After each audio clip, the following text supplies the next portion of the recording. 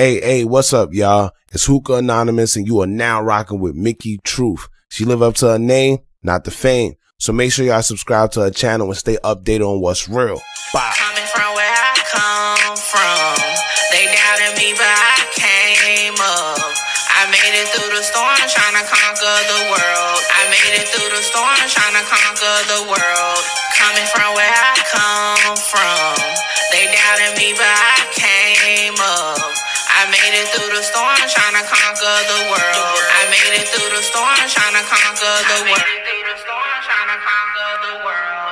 Good reporting ass Mickey. We love you, Mickey.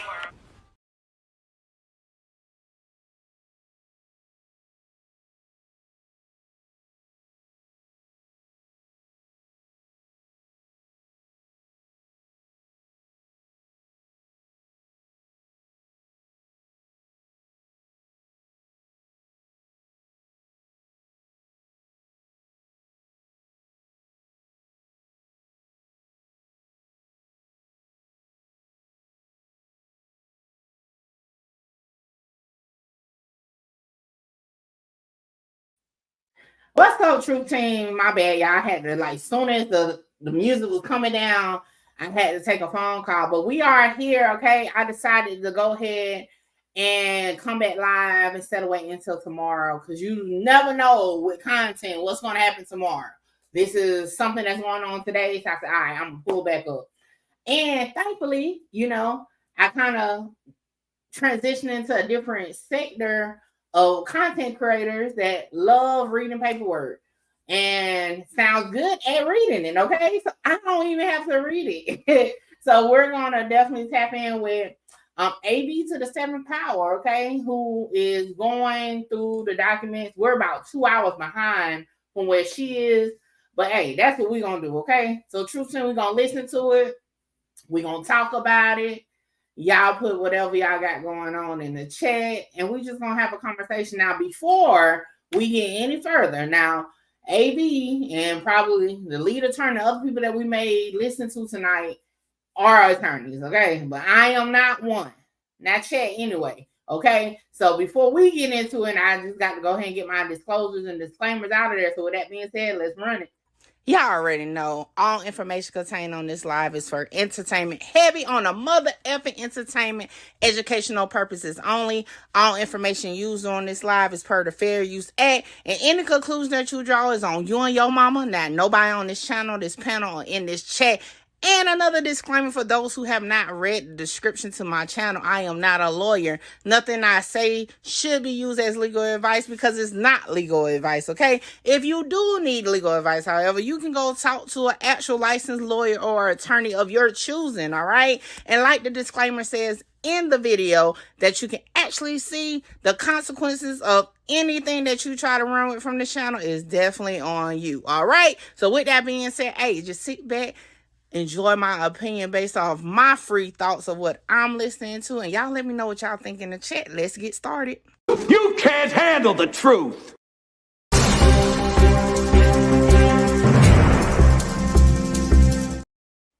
right, that last one ain't had nothing to do with what we got going on. I just like hearing it. Okay, but it is breaking news. I guess you could put it like that. Okay, the transcript from the ex parte, aka the secret meeting, is out. All right. Before we get into the transcripts, though, we're going to listen to Doug Weinstein, who, hey, round of applause for him, because currently he is the reason why everything is halted right now, okay? And if you didn't know, I just dropped a video about why it's at a standstill, but he is who we can thank.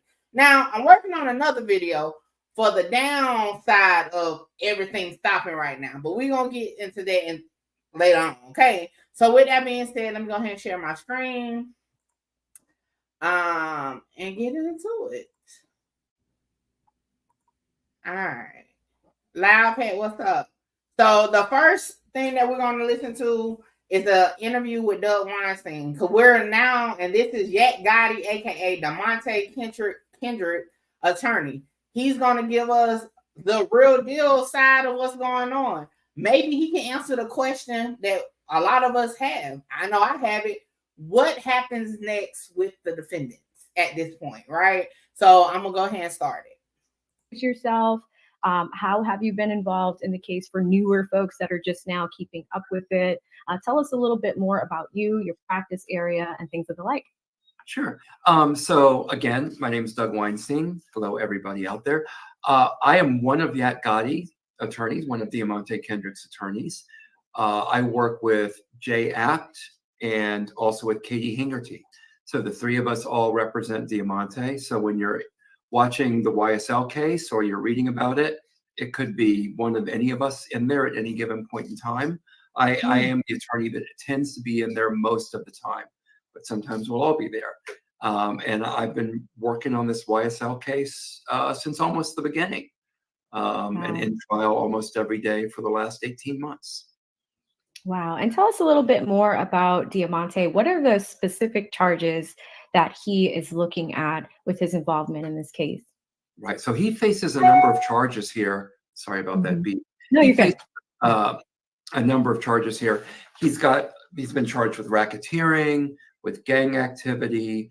He's being charged with a host of charges related to when there was the arrest of Jeffrey Williams, Young Thug, at his house in Buckhead. Diamante was there, so there were some guns that were there. There were some drugs that were there, so there are charges related to that.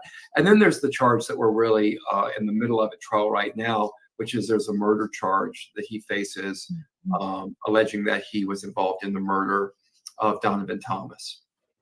Got it. Got it. Now, recently, we know the last 3 or 4 weeks have been pretty heightened with what has been happening, especially with the ex parte communications or the ex parte meeting that happened.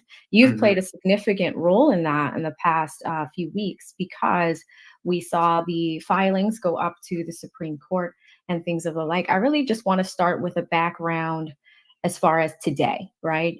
We've been hearing that a lot of those filings did. All right. So we already discussed this morning. So I'm going to give you a brief summary. We're going to skip past that part. Okay. Y'all do remember that last week, the Supreme Court denied Mr. Weinstein's motion because they said, hey, you kind of skipped a step. Okay. You got to submit this down at the Fulton County Superior Court level. Okay. So, and he did that immediately. And that's why today everything is at a standstill because guess what? They now have to have another judge take a look at it. Okay. So we're not going to, we want to get into the meat and potatoes. So I'm going to skip past it a little bit to really, if he's going to talk about what can we expect moving forward at this point. And no, we can't hear the case, but here are the steps you need to do. And by the way, this can't sit at Judge Glanville's desk. This is going to need to go, and another judge is going to need to hear it. There's need to appreciate is the outpouring of support. Okay, we're gonna skip. There's no complaint in my motion or in my affidavit about anything other than conduct. And then to have Lester Tate weigh in and also make that distinction with each side to make sure we're okay with what's coming in and now, rule on each one. I'll tell you, like, there's so much work to be done. Max Shart has carried a lot of the weight of going through the transcripts and identifying that stuff along with Brian Steele's team. So kudos to them for all that they have been doing. There's no way. Listen, okay, let me tell y'all something about going through transcripts. Okay, when I do paralegal work, most of the times it's to do stuff like that, to read through transcripts, okay, to find what was missing or find information that is needed for filings that attorneys need to file. Okay. So when I say that is the most tedious but important like task to do, I'm so serious. Like you would think you kind of have to have a niche for it because y'all know how it is. Like even when we're on YouTube going through transcripts, you kind of, even myself, I'll be like, I'm not about to read it word for word, but like when I'm actually doing it for work, I have to read it word for word, can't miss anything. And that's one reason why when I go to hearings or trials, I'm so my notes are so like verbatim because like when I say that is the most important, but it's tedious to do. So hey, round of applause to them that's going through them transcripts, okay? Because that shit there is not for the weak. Like, and then you can't miss nothing because then you probably gonna have a situation going on, okay, with your attorney or the law firm that you work for. What's up, bosses? So y'all don't sleep on the people that go through the transcripts, okay? Because I can only imagine, even like in this case, definitely got more transcripts to go through than say a case like the O Block Rico, but even that O Block Rico was too long. So imagine, man, let me tell y'all. Look, if we make it look fun on this internet, but this shit don't be fun. You really got to have a niche for it. So yeah, shout out to him. I just had to say that because hey, that should be a lot of work. Any of us, I think, could get through this trial without the other defense attorneys, and all of us all working together. And we are, having been involved for 25 years or more in, I would argue you probably can't do that. So do you have a mistrial? Well, okay. Does it sound different in the courtroom? Because from home, the audio of those interviews, okay. It's just like, what is happening? You know, like the audio is not the best. So we all suffer listening from home. I'm like, all right, guys, there's a headphones warning. Take them out for a second. You know, so we often go through that. Shifting along to the implications of the trial, right? How do you see the decision that was made today impacting the dynamics of the trial? And do you anticipate any like broader implications in the next few weeks for any other defendants? Well, I think the implications, I mean, and for what's going on right now with the recusal, all of that affects all the defendants the same. I think we're all impacted no matter what happens. So if the judge is recused, we'll all get a new judge. And then a decision will have to be made of what happens with the trial when we get that new judge. Does the new judge slide in and we try to rewind everything back to June the 12th? Because that's what the law requires. How do you rewind what the jury has heard? Can you rewind what the jury has heard? I would argue you probably can't do that. So do you have a mistrial? Well, we'll see how things go. Wonderful, wonderful. And then just to close, because I know we're kind of short on time here, but I want to be respectful of your time as well. Yeah, absolutely. What are the next steps specifically for your client, for Yak Gotti, for his legal journey, Diamante? How do you plan on building on this momentum and securing a favorable outcome for your client? Okay, so what's going to happen next is some judge eventually is going to hear this recusal motion. I hope that they're going to be hearing it next week, ideally. I don't believe any judge in Fulton County can hear it. So I think it's going to eventually be moved to a judge outside of Fulton County, which could potentially delay things a little bit. But I'd still hope it would be heard next week. The judge does not have to, under the rules, does not have to have a hearing. The judge could just rule on the paperwork. But given the profile of this and the charges, I would imagine that any judge would want a hearing. So we'll have that hearing. We'll await the ruling of that judge. I wouldn't have filed a motion for recusal unless I thought one was merited.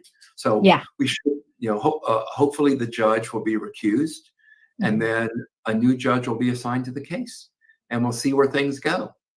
Wonderful.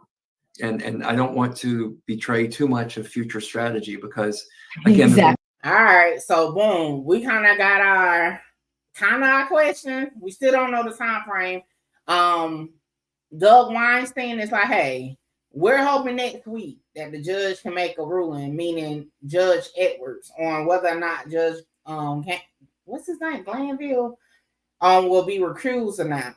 Then we can move forward. Now I'm gonna be honest, right? In my opinion, okay, heavy on opinion, I don't see how a new judge, even if a new judge comes in, how they can just pick it up from where it's at. I just feel like it would have to be a mistrial. Like, it's no way around it, because at that point, like, it leaves too much to be appealed on later if any of these defendants are convicted. Because when you have a judge recused this late in the game based off of conduct and actually off the, like, how can you like make up for that? So I really kind of feel like, in my opinion, it would have to be a mistrial if the judge is recused. Now, if the Judge Edwards, decides, okay, I don't see nothing wrong with what, Glanville did, then that's different. But if the Judge Edwards decides that Glanville should be taken off the trial, I don't see whoever comes in behind him can continue this trial without it being issues. And I just don't see no judge wanting to pick up it's late in 8 months after this. Nah. But y'all let me know what y'all think about it. Do y'all think it's going to be a mistrial? Do y'all think, they're going to continue on? Oh, hell, do y'all think Glanville ain't going nowhere? He's going to be right here when it's all back and forth, Nietzsche, what's up? Nietzsche said so much had happened and so many things have happened against their legality. I can't even pronounce it. Legality. Had to slow that shit down in court. Correct. It's just like, this is a conduct situation. Like, you know what I'm saying? Like, and it's late in the game, because you remember, most times judges, if some type of conflict of interest arise, they immediately will recuse themselves, right? But this late in the game, you know what I'm saying? All that's supposed to already have been put on the table. I just don't see how you make up from that. All right, so we heard what we need to hear from that. Okay. We're about to start at the point where AB gets into the actual paperwork. Okay. So what we're going to do, what's up, G Money? He'll be back. G Money said, hey, this just a smoke screen. He ain't going nowhere. Nietzsche said he out of there. Hey, I can tell you. He sounded in court today, like I said in my recap video, was like a sigh of relief. Okay, like he was just like, man, fuck it. I don't know what's about to happen. I don't care. Now, if y'all see at the top of this screen, hold on. Y'all know I don't know why my mouse will be popping up when I want it to pop up. But anyway, if y'all look at the top left over there on AV screen, this is a 114-page document. Y'all see why I had to tag somebody on this here? Because for one, Mickey Truth was not about to buy 114 pages. For one, okay. For two, I for sure wasn't gonna read through them on live for content. Y'all know I don't mind reading it solo by myself and then condensing it. But yeah, y'all know I would have been in his slurring words, half sleep. Yeah, we ain't doing that. What's up, Blue? So again, shout out to AB. Y'all make sure y'all subscribe to her YouTube channel. Y'all know she be over there with the lead attorney too. So she definitely gives good insight. I believe she's a new attorney, but she is an attorney. I'm not sure what state. However, and she reads real well. I like to hear her when she be reading her paperwork. So we gonna utilize her for this one. But y'all make sure y'all subscribe to her YouTube channel. Okay. So let's get into it. Now, before we started, what's up, Haitian? Y'all know she's gonna be pausing to give her kind of, I guess, words she wants to add. And then of course I'm gonna be adding mine. So it may take us a little while, but hey, y'all get y'all something to drink, get y'all some popcorn, get your little blanket or whatever, turn up your AC. We about to ride this thing on out. All right. Of Fulton County, state of Georgia, against Jeffrey Williams.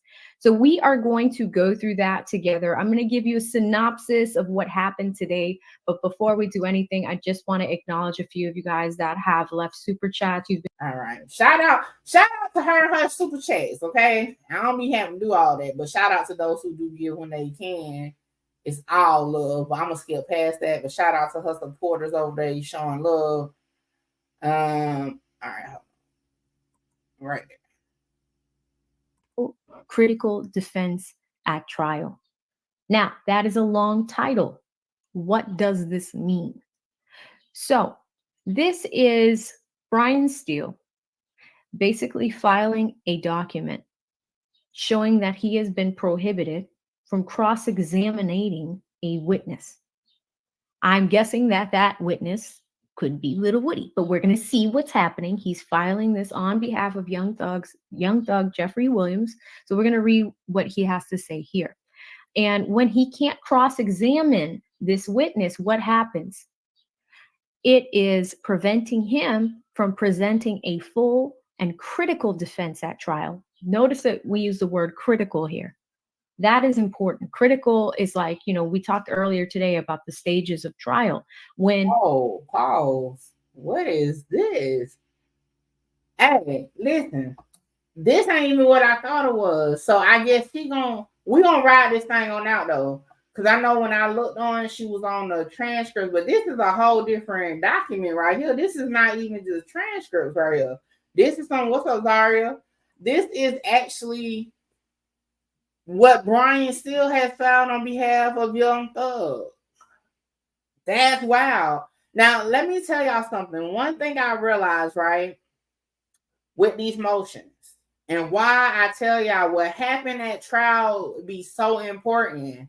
You know what I'm saying? Boo Radley, what's up? So what happened at trial be so important because guess what? They can use it and they can come back to bite you in your butt.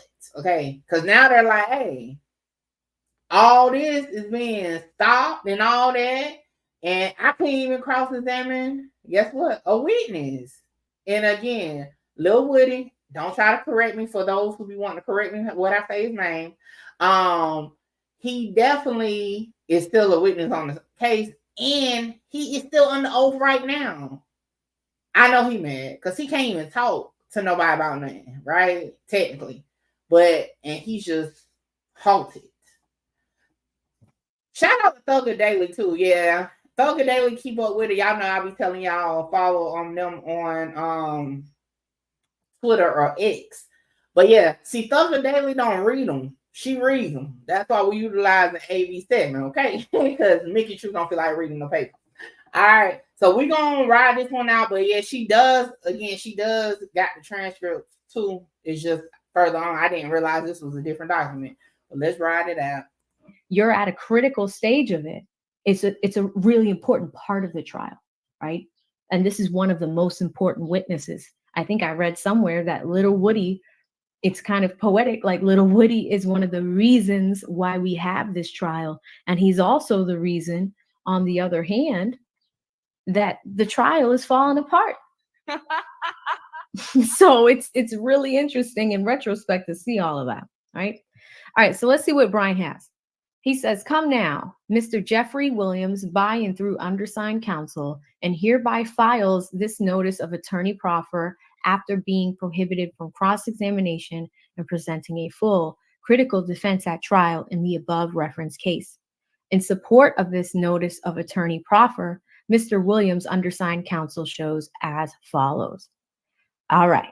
Now we're going to talk about what an attorney proffer is, but we're also going to start with some background on what he's talking about. Okay. So on Tuesday, May 14th, 2024, during the direct examination of Agent Ricey, lawyer Hilton, representing the state of Georgia on behalf of the Fulton County District Attorney's Office, played over confrontation clause and hearsay objection in October 2022, 2015, 9:33 recorded jail phone call of Mr. Jimmy Winfrey, a person known as Rashad. During this call, Rashad explained that he heard from another unknown person that a Porsche vehicle, as well as $250,000, was waiting to be given to Mr. Winfrey once he finishes serving time in custody. Now, that is interesting because it seems like this person, it's a jail phone call. They were waiting for $250,000. I wonder if it was cash. But the crazy thing about this is that this person is alleging that that they were supposed to have this money, but the prosecution played this jail phone call, and Judge Glanville in that moment allowed the jail phone call to be played, right? The prosecution theorized that the vehicle that had the money in it, and let me just make sure that I open a new tab. Let me make sure I bring you guys back up to speed so you can follow along. Here we go. We are back up. The prosecution theorized that the vehicle and the money were rewards for Mr. Winfrey's silence not to speak with law enforcement about who, if anyone, was supposedly the person or persons responsible for the April 26th tour bus shooting involving Lil Wayne and other gang-related crimes. So here we have a link to the jail phone call that runs from 4850 to 56. It looks like it's about a 6-minute jail phone call. I will play it for you guys after this. So let's get through the document and we'll listen to it. But that's what Brian Steele's starting with, is that this jail phone call was played. It involves a Porsche and $250,000 to the person that did not snitch, so to speak. So I want to listen to the jail phone call, but let's keep going to see what Brian has to say first. What the fuck? Hold on. Yeah, I got sidetracked because Jesus, I tell y'all, this is why I went live tonight, because content be contenting and it be something totally different tomorrow. But I ain't gonna get off topic. But what the hell is 250,000? What? I totally look, that went over my head and I'm like, now what the what? Okay, that's how I feel, Haitian. I'm gonna let it rock out because I said $250, $1,000 to who ain't snitching, who shit. All right, let's keep going because I'm lost a little bit. Then, to date, and based upon information and belief, Rashad and the other unidentified / unknown person, as well as Mr. Winfrey, have not and will not testify at trial. Undersigned counsel does not know the identity of Rashad or the unidentified person, and therefore cannot locate, interview, or call any of these persons as witnesses. Oh my God, that's a big problem. That's a big problem, guys. Oh. What the fuck?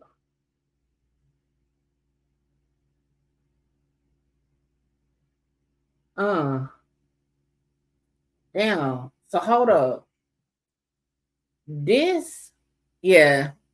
Hey, we on what page we on? 2, 3 at the most. They had some shady shit going on down there. It's no way this case gonna be able to continue if that judge get removed. And at this point, I don't understand how the judge can't get removed. Like the fuck? I should have been watching this because it's been some foolery going on down there. Yeah, y'all hear it for sure. It's a big, big problem. This shit, although, listen, I'll be honest. I said it, I was like, Woody kind of put the steam under this case. But Woody was like the nail in the coffin. Because at this point, I don't even think they talking about Woody yet. There's some other shit going on. Oh. Brian is basically saying that the prosecution was allowed to play a jail phone call and talk about what the contents of that phone call, which included a Porsche, $250,000 given to this gentleman named Rashad, and almost like a thank you for not snitching type of thing. But this paragraph 2 right here says that the state has not identified where this person is. He has not testified in trial. But why? Like, okay, pause. All right, y'all. I ain't one for conspiracies like that. What if it ain't no fucking person? Like the person don't exist. Wouldn't that be crazy? What if that? Okay, just FYI, y'all. What I put in the chat for those who like to read yourself. Shout out to Thugger Daily. Okay, they be up on their ish over there on Twitter or X, right? This is the full document, okay? Full document. I just put in the chat if y'all want to read it in your own leisure or whatever, because I'm at the point I had to pull it up myself. But we need AV to read aloud. But yeah, I had to see it for myself because there's a lot going on, okay? But the link is in the chat. It's a Google Drive a Google document that you can, you know, click, and all the pages is there. Okay. Okay, throw the whole case away. But I'm kind of feel like at this point, yeah, it wouldn't be too far fetched. Okay, if they lied about this person, and I kind of feel like they lied because that's crazy as hell. That's crazy as hell.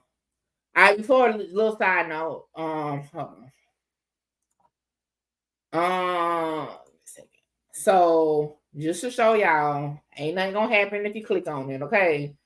It's 56 pages. This is a transcript.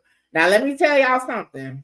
Hey, don't be acting funny, because 56 pages gonna cost you a good little penny. So y'all make sure y'all support these channels that do paperwork. Take it from somebody who do it and they spent thousands on it, okay? Like, support the channels, support Thugger Daily, even if it's sharing a post. I'm not sure like exactly how they do their monetization.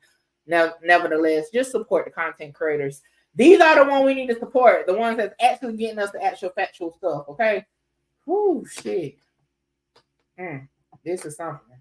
Flag for me is, why was this phone call allowed to be played? And I'm guessing that Brian objected to this phone call being played. I'm pretty sure he did. But it was allowed to be played. So just keep that in mind. It was allowed to be played. Now, let's go back in to see how Brian finishes off that thought. He says, Mr. Winfrey is a severed, in custody, co-defendant, and, based upon information and belief, has and or will exercise his constitutional right to remain silent. After playing this above reference recording for the petite jury, admitted into evidence as a state's exhibit number 140EAB.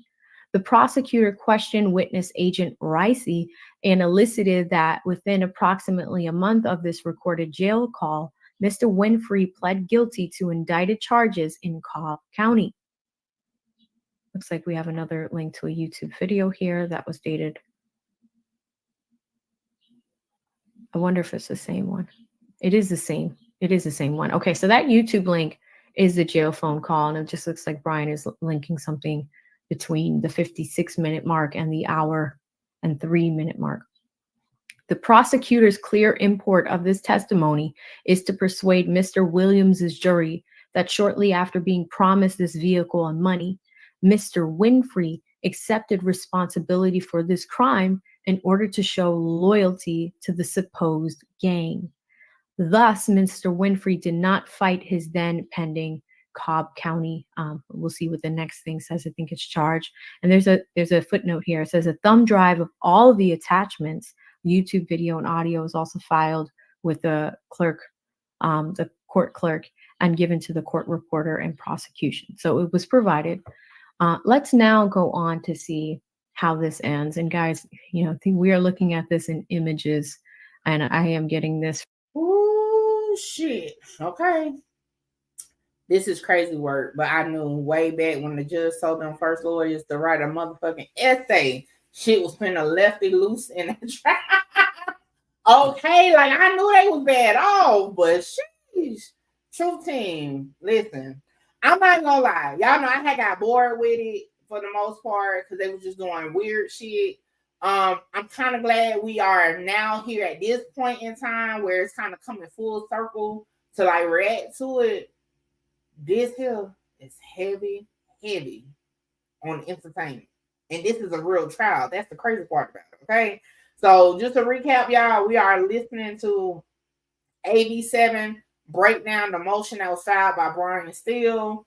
We also are going to listen to her go through the transcripts of the ex parte hearing. I have put the link in the chat for Thugger Daily's X account where they actually have the ex parte transcripts available for anybody to view, okay? And like I said, it's 56 pages, okay? And one thing about Fulton County, it's like $1.07 per page, okay? So I don't know about y'all, I'll take the free, but make sure you support these content creators, okay? That actually take the time to get us factual stuff, get this paperwork, take it for the queen of paperwork, okay? That shit is not cheap, all right? So Oh Lord, look, I thought just a drink. Y'all might need some popcorn at this point. Let's continue. It's from Twitter, so I apologize that we're having to do that instead of looking at the full document. But let me open image in your tab. Okay, we're gonna go to the next page. Let us share screen. Perfect. Let's go on to the next page. So it was a Cobb County indictment by proceeding to trial, and instead sat mute in prison because he sacrificed himself for the betterment of the supposed YSL gang by entering this guilty plea. On Tuesday, May 14th, lawyer Hilton and everyone connected with this case knew or had a duty to know that Mr. Winfrey's guilty plea entered after this recorded jail phone call conversation was deemed involuntarily tendered. It was withdrawn as the Cobb County trial court, specifically Cobb County Superior Court's Judge Stanley, was found to have coerced Mr. Winfrey to enter this guilty plea involuntarily. We have the word coerced. Thus, the involuntary guilty plea was not knowingly, freely, intelligently, involuntarily entered. Looks like there's an exhibit and there's some case law there.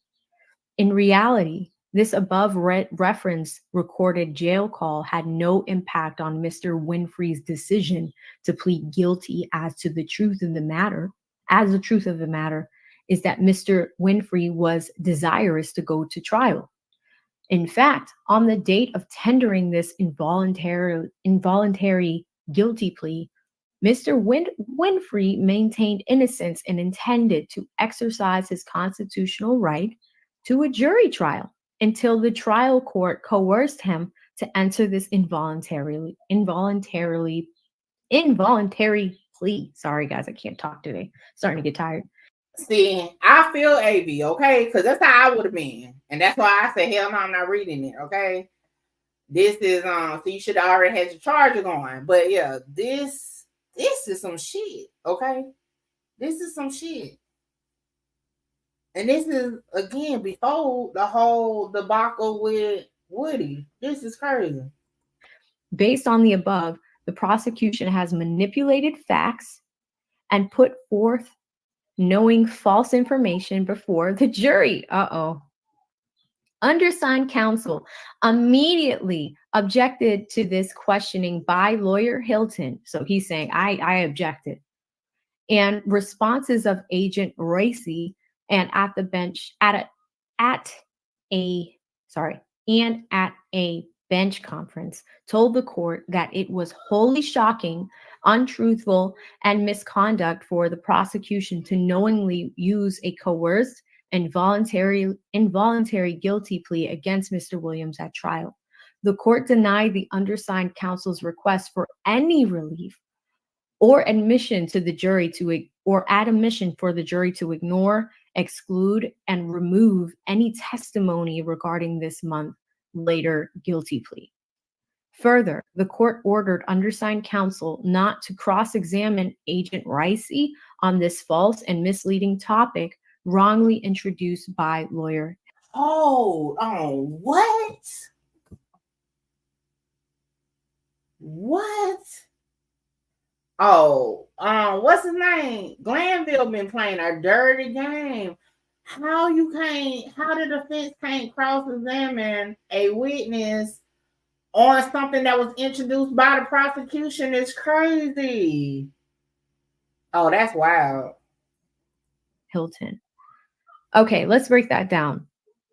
I thought that maybe he was going to go in with something related to Woody, but what's actually happening here is Brian Steele objected to them playing this jail phone call, right? And he told the court that it was shocking, untruthful, and it was misconduct for Simone to knowingly use a coerced involuntary guilty plea against young Thug at trial. So what Brian is saying here is actually, it is a little shocking, but I'll be honest, guys, I'm not really surprised at this point. There is another coercive conversation that took place with a witness in this case. That's what he's saying. It looks like someone took a plea deal, but that person did. Hey, you know what though? This showing a pattern because boom, we ain't even got the Woody yet, and they bringing up that they've been doing this whole time. And now y'all know, y'all have seen the clips, okay? Of Miss Love getting her ass up there. Your Honor, scratch that from the record. They putting lies, you know what I'm saying? Not Miss Hilton. Miss Hilton can't control her witness. Okay, so I guess this particular witness was ready to play ball. See, she wasn't ready for Woody ass, and Woody ass woke this shit up. That's crazy. Wow. I'm over here like really like I might pop me some popcorn for real. Didn't want to take the plea deal, and it is alleged that plea deal was done under coercion. Again, so we're seeing a lot of pause again. Now, one thing about plea deals, you got to go before the judge, and the judge got to ask you this particular wording about if you being forced to sign this. So I got to find it. I got to find this plea deal because who was the judge that signed off on it? If this is true and the judge on this case was the judge sign off on it, oh my God. Yeah, they all coming out for real. Allegations of coercion here, right? We're seeing a lot of that in these court filings, and it really is interesting. Let's see how this argument shakes out, because I don't think anyone foreseen that coming in, because we're now going to this May phone call, right? So let's see how Brian finishes this up. We're going on to the next page. We're turning the page. Okay. Later in the trial day on Tuesday, May 14th, undersigned counsel made an attorney proffer concerning his desired cross-examination of Agent Ricey, since the court ordered undersigned counsel not to cross-examine Agent Ricey on the topic of this coerced involuntary guilty plea, the Supreme Court's opinion in Winfrey v. State, the fact that Mr. Winfrey wanted a jury trial, that lawyer Hilton's use of this coerced guilty plea was misleading and introduced knowing impermissible testimony, that there was Cobb County judicial misconduct that birthed Mr. Winfrey's involuntary guilty plea in 2015. Whew, guys. Brian is coming out here and he's saying that Simone coerced this man to a guilty plea, to plead guilty. And she's using... I believe it. Because shit, kind of like that's why we all thought, even AV thought this was about Woody. Oh, shit. They just, the whole damn prosecution office, DA's office corrupt at this point. And then she got the nerve to sit in court and cry that time. And you out here playing mob ties in the courthouse. It's crazy. Information that was obtained through that guilty plea. And that's really essentially what Brian is saying. He was saying that it was improper for us to use that evidence. We have a coerced guilty plea. And this is kind of coming not out of nowhere, because we've been dealing with the whole judicial misconduct thing. But Brian filing this right now, I think in a way is a tad bit strategic, because in a good way. And I say that because right now everything is halted. The title of this video is that the court proceedings are halted. And I wonder if this is something that was looming before he was almost held under contempt and, going through all these things over the last few weeks, that, maybe this is something. Hell yeah. This is perfect time. This is like one of those things. Because again, he has already put on a record his objection to this. So this shit is on the record, right? So he put on a record, the judge basically brushed him off, okay? What better time to drop this all at once than when the fucking judge is about to be evaluated? They're looking at the judge for recusal. This is the perfect time to drop this shit on his ass, okay? The perfect time. Because guess what? It even further makes it where he has to be taken off the case. Because after reading all this, and we ain't even through the document, Man, you can't tell me. I wouldn't care if you believe that this judge is on the up and up. Ain't no way you ain't gonna be biased to somebody saying you did this and you did that for all this trial. You can't tell me that dude ain't gonna be biased. That would be my argument. Like, even this shit, this a lot of shit. But let's continue. That was just kind of on the back burner while we were dealing with the primary thing. But at the same time, when you see the repeated words of coercion and getting some of these folks to take guilty pleas, and you guys were here with me on Friday, we watched some of these other defendants similar to this man, who they were severed from the ultimate larger RICO case, right? So it is interesting that this is coming up now. But let's keep reading and see where Brian lands. Because of the court's order, undersigned counsel forfeited his cross-examination of Agent Ricey regarding the accuracy and completeness of his testimony. And undersigned counsel was prevented from correcting the prosecution's intentional use of coerced, withdrawn, vacated, involuntary guilty plea. Undersigned counsel intended, and this is Brian, he's talking about himself. Undersigned counsel intended to cross-examine Agent Ricey to challenge this above referenced trial testimony and use the transcript of the Cobb County November 20th involuntary guilty plea. See Exhibit B, where there was a coerced guilty plea transcript. Admit a copy of the opinion of Winfrey v. State, whereby the highest court held that the guilty plea was not voluntary. Further, undersigned counsel intended to call the 2015 trial lawyers for Mr. Winfrey into the Cobb County indictment. Oh man, this is getting deep, guys. What is Brian saying here? Brian is saying that he intended to cross-examine the agent, Ricey, to challenge this trial testimony, right? So Brian was like, you didn't give me a chance to cross-examine this agent. Why did I want to do that? I wanted to do it to talk about the involuntary guilty plea, right? Why?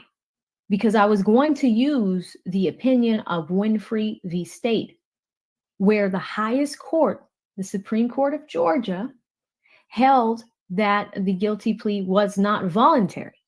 So Brian had information that he wanted to bring. Oh, what the fuck? Did y'all just catch that? What the fuck?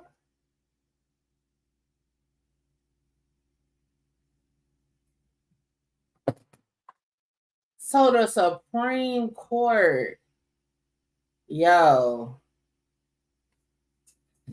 Supreme Court even ruled that it was some other shit going on. Oh yeah, this case through. It's no way in hell this shit about to ride. And I tell you this, if it do ride, then you know this shit is more a political situation than the actual legal situation.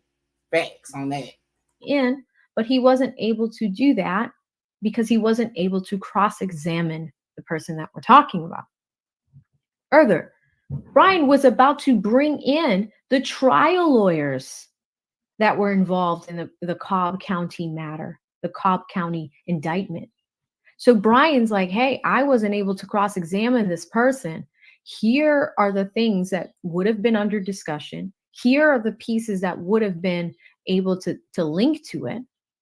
And I wasn't able to do that. And here's the other thing. There's a coerced guilty plea, and we need to talk about that, right? So I'm just going to refresh here. Those are the first 4 pages of the document, guys. We're going to do the first 8. So we've done the first 4. Let me go back in just to make sure the document's not ready. This is a lot. This whole case is rooted on fucking bad fruit. The tree, the fucking soil, everything is just bad. It's just bad at this point. Like, I didn't even know all this shit was going on. This is crazy it lasted this long. Honorable, this is the Manny Aurora Esquire, to explain the conduct leading to the entry of the above involuntary involuntary and coerced guilty plea and their observation during this coerced guilty plea. So he was going to bring in 2 attorneys that were there, these 2 trial lawyers that were there. So, and I apologize, guys, my window is open and there's a baby next door crying. So sorry if that's coming up on the mic. But anywho, they were hoping to get those, he was hoping to get those observations from these 2 lawyers and bring in their opinions. Also, Brian intended to call Mr. Winfrey's appellate lawyer in Winfrey v. State, the Honorable Steve Sadow. Oh my God, guys, it's Boots. So Boots was involved in that case. I don't know if you guys know who Boots is. I call him. Hey, hold on, Paul. She scared the shit out of me just now. I was about to say, who the fuck is Boots? I was like, the fuck? Boots, just, you know, kind of as an observation. Steve Sadow is Trump's attorney. We were just talking about him last week. Steve Sadow is highly respected in the Georgia area. He is Trump's attorney in the election interference case. We just looked at one of his documents last week that was filed in the matter with, you know, Trump and Fannie Willis and all of those things. You know, I had no idea how well connected Brian was. He was going to have Steve Sadow come in on this. And I believe there was a Steve Sadow sighting at the courthouse with the YSL trial recently. So this is interesting. So Steve Sadow was going to come in to testify about this coerced guilty plea, as well as the August 7th Alford plea, wherein Mr. Winfrey maintained complete innocence and only entered an Alford plea because he received a time-served sentence. Okay, so there's some case law. These exhibits are very important, guys. I actually now want to see the full 114-page document.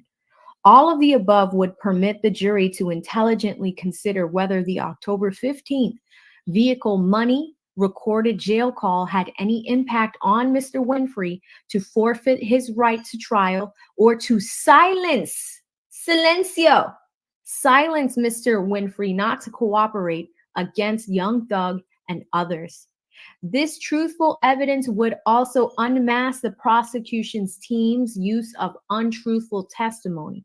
Instead, Brian has been denied Mr. Williams' right to defend the case, introduce evidence, confront witnesses, and have a fair trial and right to due process. Mr. Williams has been denied his constitutional right to present his defense. He has been denied his constitutional right to cross-examine on this relevant material issue introduced at trial by lawyer Hilton. Young Thug has been denied his constitutional right to a fair trial. Young Thug has been denied his constitutional right to correct the testimony, his constitutional right to introduce highly probative. All right, pause real quick, because I ain't gonna lie. And the more we got to talking about the other shit, I was like, the fuck? So I went and grabbed this. We just about to skim through it. Y'all already know y'all can go over to the Supreme Court of Georgia and find it. Also, I just went and grabbed it real quick because I was like, what? All right, so y'all remember, hold on, let me, before I say this, because I won't be 100% sure.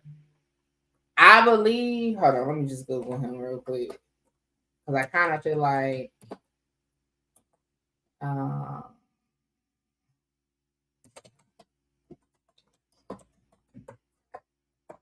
I think, yep, this is him. Okay.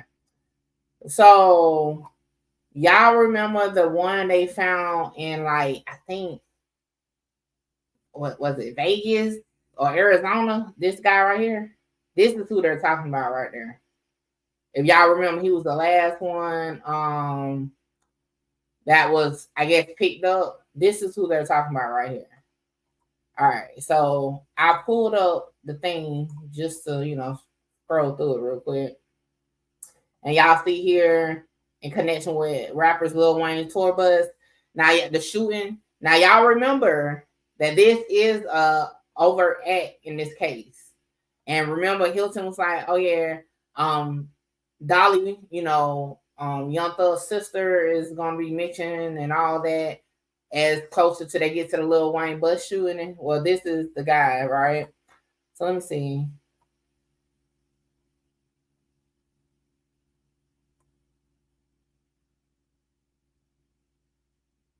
I'm just trying to scroll through.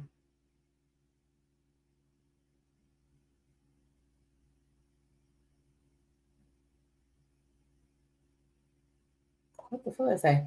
We all have reputation. My reputation is not to say that I'm an easy judge. I know it, you know it, the whole community knows it. So if that's what you want to go up against, be my guest. Oh shit. Okay. Damn.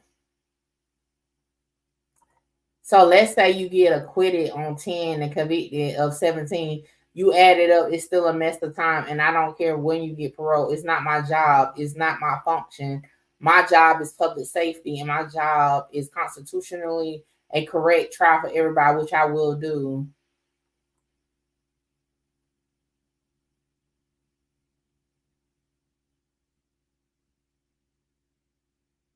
All right, let me get into what they defined as of it, because shit, I'm gonna have to read that later on. All right. Inducement. It's something with a confidence declaration. I know once will draw his speech, which will have given him an opportunity to left the uncertainty about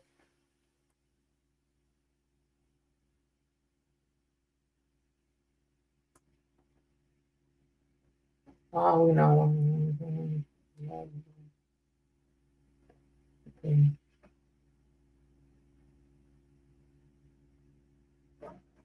Hold on, this kind of say something different. Hold up.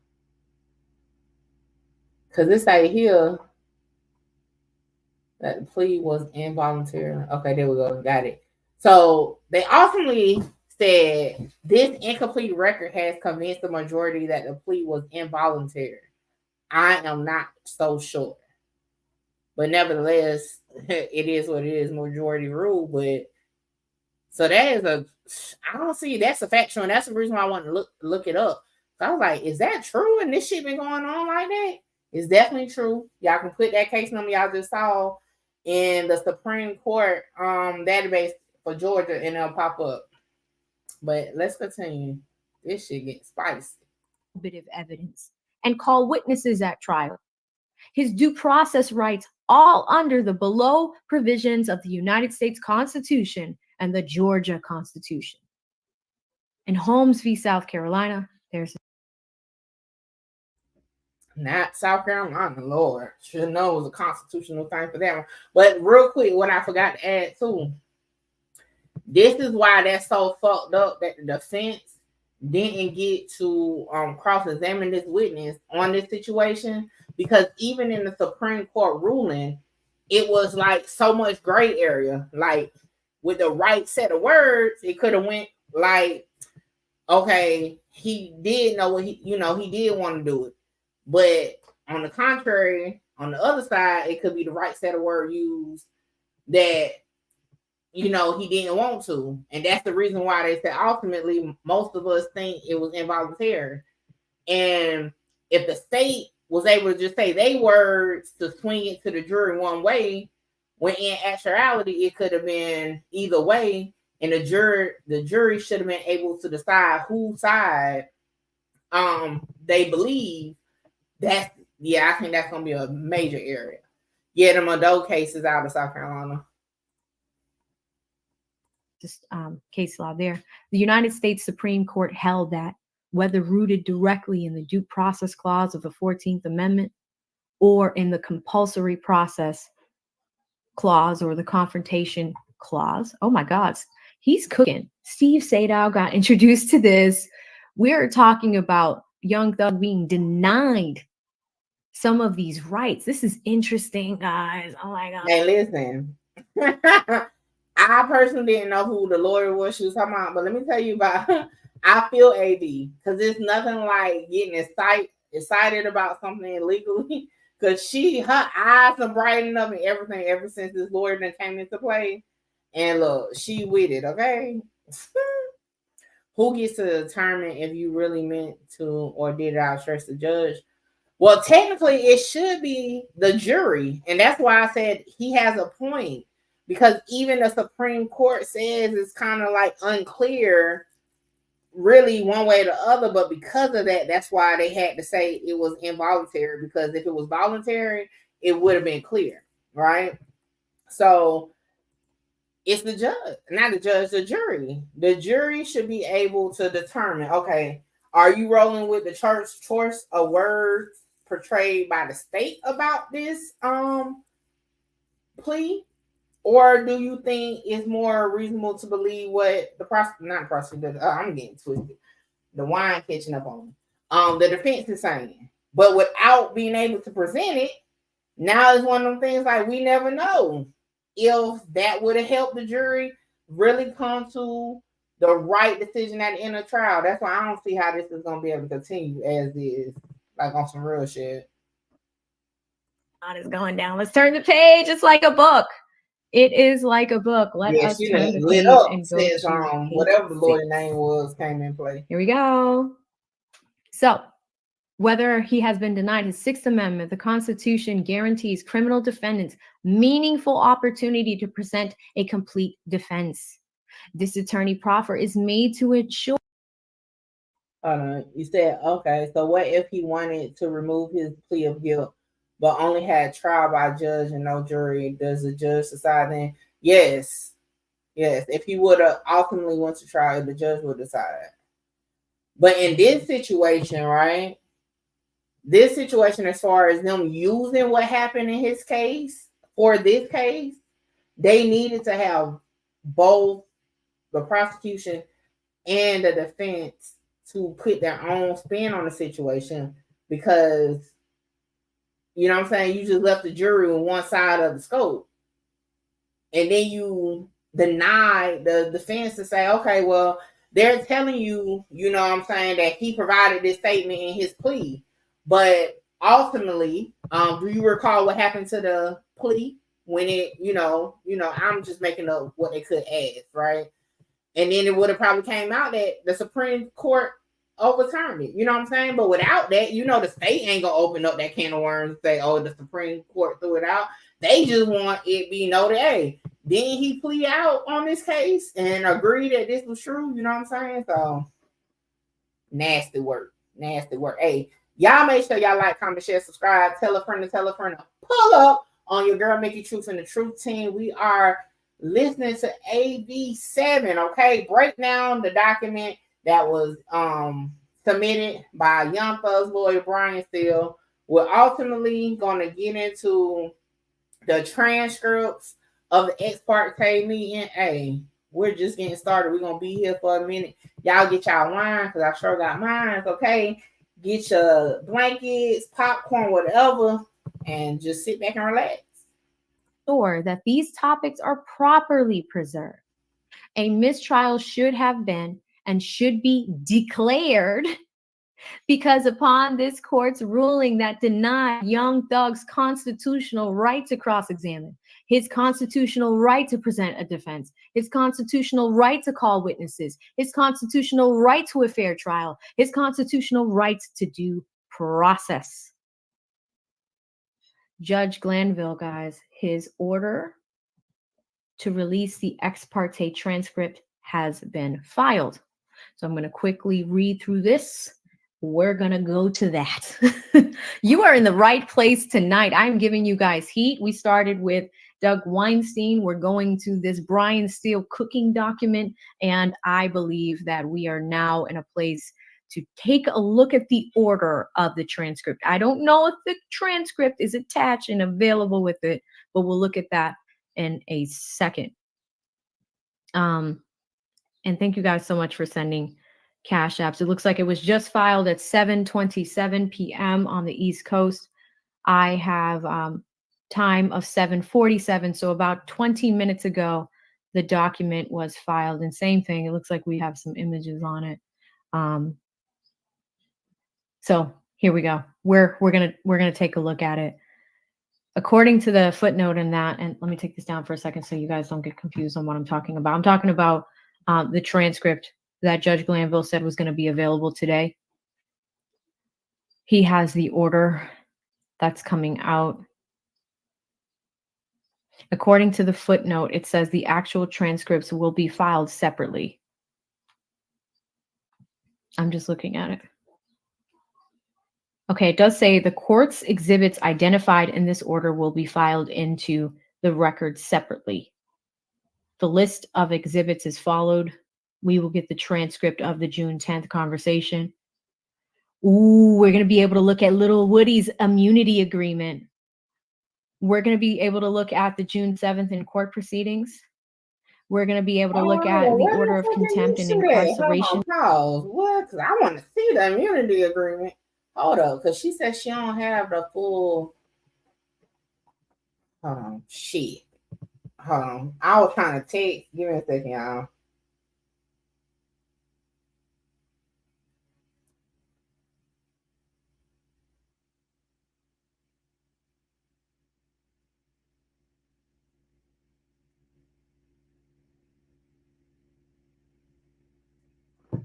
Alright, my bad, y'all.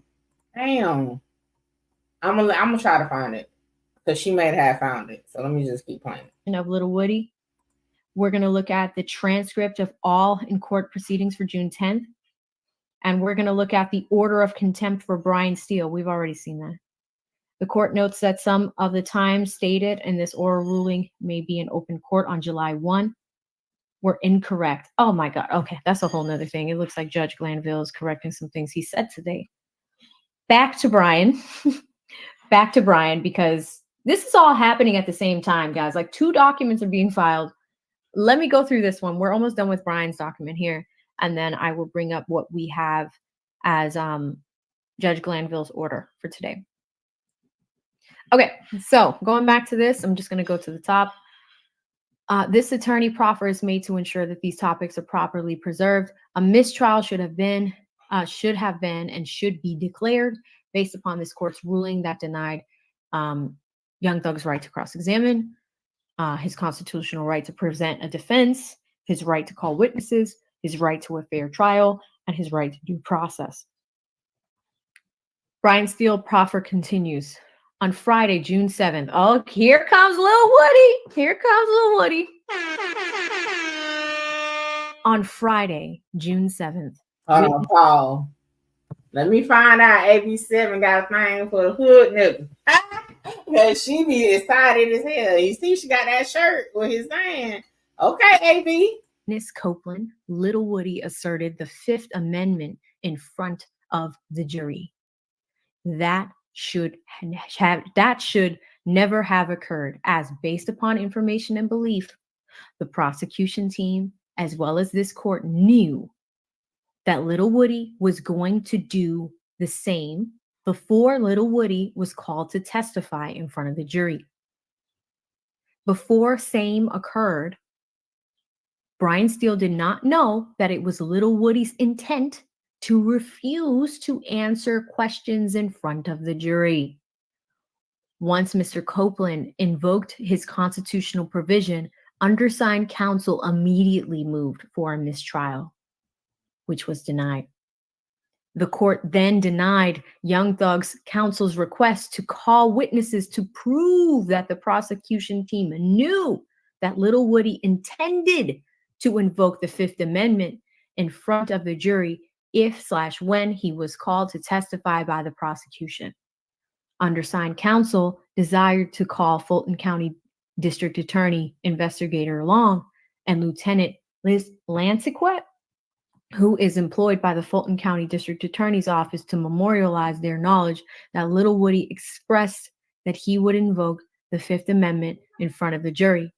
Moreover, undersigned counsel intended to call reporter George Sheedy to testify that he was ordered immediately prior to Mr. Copeland taking the witness stand and refusing to testify, not to video Mr. Copeland if and when the court ordered him to be arrested for contempt. Oh my God. Hold on. I gotta read that again. Hold up. Y'all know who George Chini be. all over the place. Okay, he be when there's some shit going down in Atlanta because he was on the Trump shit too. So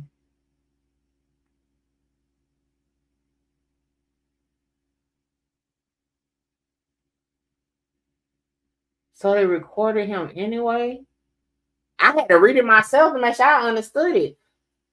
So he wasn't supposed. Oh shit.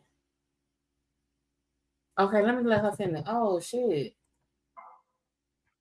Wow. So what does that mean? And sorry, I think I have confused the words undersigned counsel and replaced it with Brian Steele. I think when he's saying undersigned counsel, it's referring to Simone Hilton. So Brian is saying that the prosecution team is making it seem like they did not know that Lil Woody was going to invoke his Fifth Amendment right to clam up essentially and plead the Fifth. It looks like they knew here.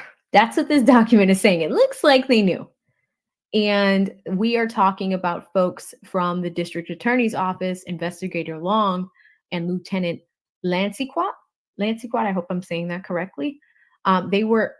He was also employed by the Fulton County District Attorney's Office to memorial. Hold on. Pause.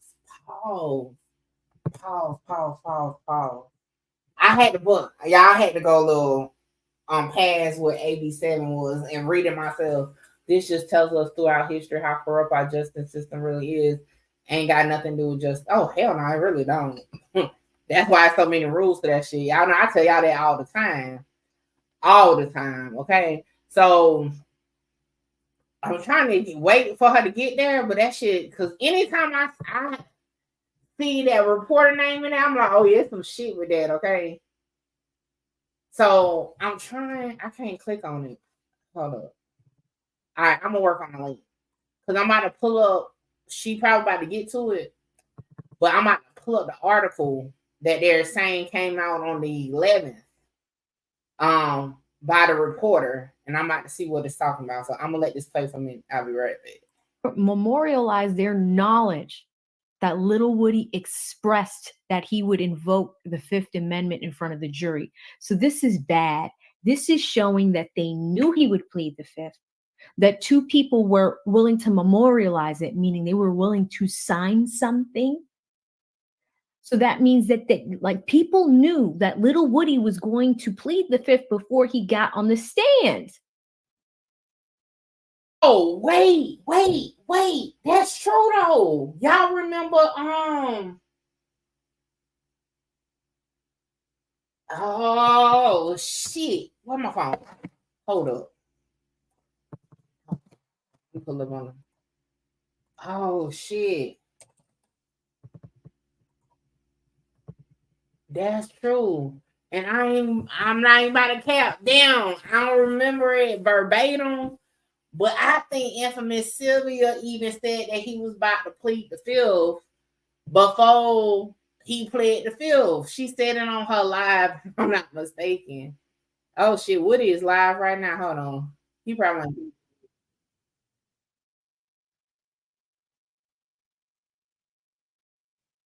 oh, he playing music. He can't do that. He always in that whatever that now car shit is that a lot of people, what is it called? Scat Pack or whatever. But hold on, y'all. I need to go look at my archives real quick before we keep going. Damn, I can't look at it no more. Oh, when this happened? That was the 7th. Okay, let me see. Go back to the 7th of June. Now y'all know I post a lot, so give me a second.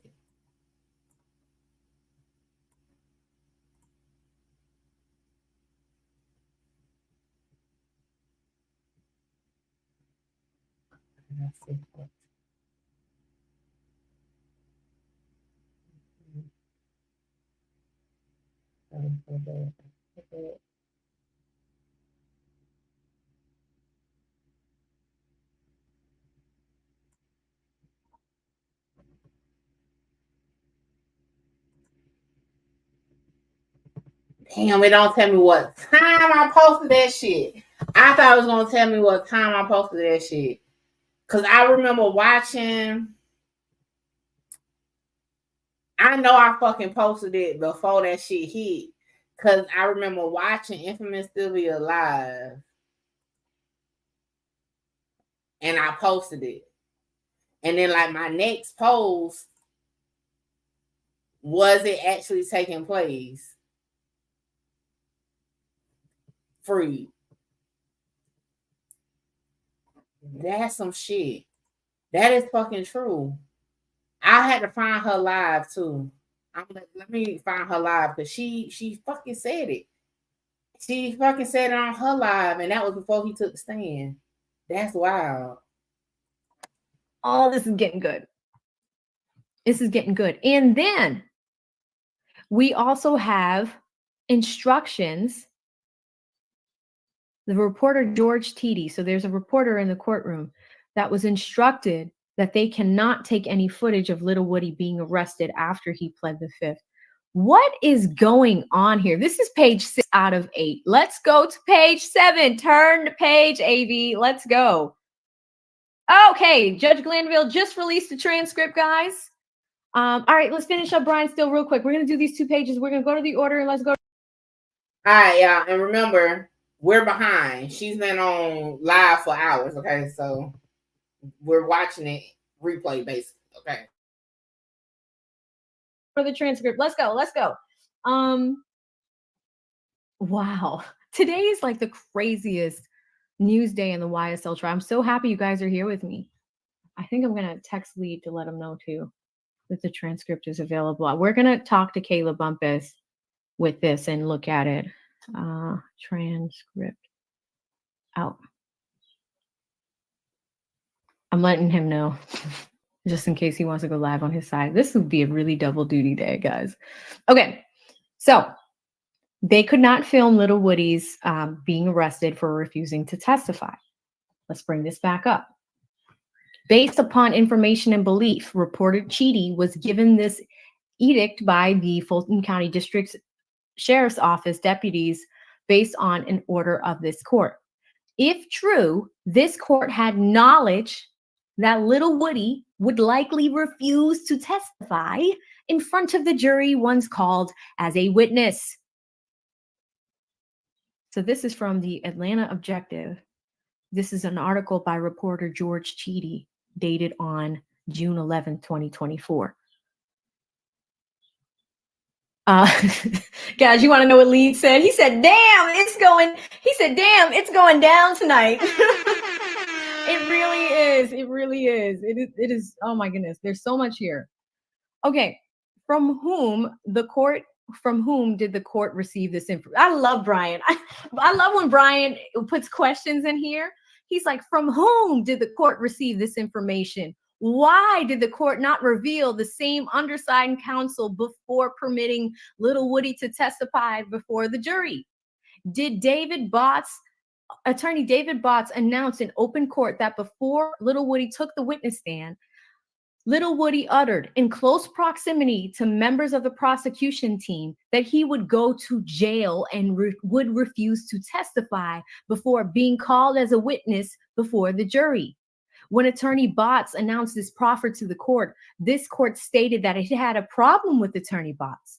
The blame belongs to the state for calling Lil Woody, knowing or having reason to believe that he would refuse to testify in front of the jury. The same blame is attributed to the court if it knew the same information before Lil Woody testified before the jury. Go. Can we get an amen, Brian?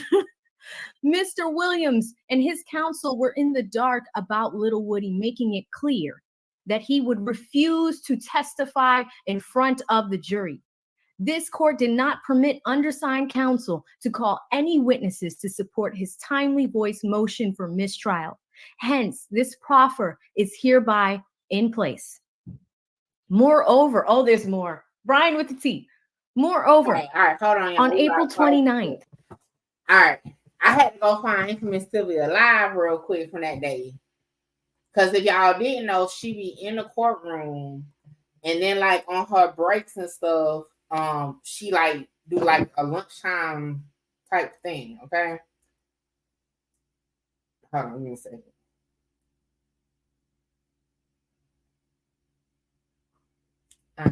I'm trying to.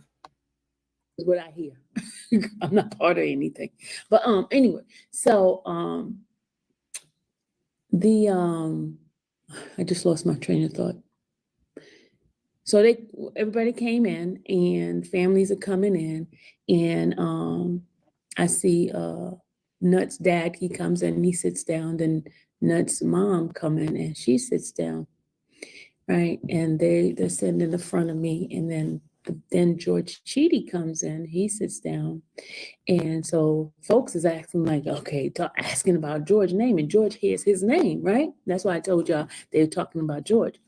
So then George, him and his nosy self, George is nosy just like I am. George said, oh, I hear my name. Why am I being called? Then the deputy says, oh, we could talk about you if you want to. I'm like, the tension is like so thick, you could cut it with a knife, y'all. You could cut it with a knife. It was like, and he was like, no, I don't have a problem with you talking about it. I just want to know, why my name is being mentioned. Did I do anything wrong? That's what George says, right? So, and then she was like, no. So then we found out the reason why, because they're trying to figure out who he is, if he had the right credentials, because he was taking pictures, right? George was taking pictures, and they want to make sure that he's okay to take pictures, which he is. He has a Rule 22, and he's there legitimately. He just haven't been there. A lot of people haven't been there. But because of this is happening, he decided, hey, this is the time to come in and let me get some information, get some reporting going on, and boom, right? That's fine. So because they haven't seen him and there's people that's new in there, they didn't know who he was. Why is he taking pictures? And his name was mentioned. Okay. George went on the smoke. So that's that part. So now Woody's attorney comes in. He gets up there on the podium and gives his spiel about, the state talked to his client without him being there, blah, blah, blah, blah, blah, blah. Y'all heard that part. I don't need to go repeat that. So then now the attorney told the judge that Woody was right there, right? So judge is talking like Woody's not here. So he's like, he's right there, Your Honor. So he brings Woody up on the stand, and Woody, said he want to take his Fifth Amendment, whatever, right? So then the judge tried to all right, y'all pay attention.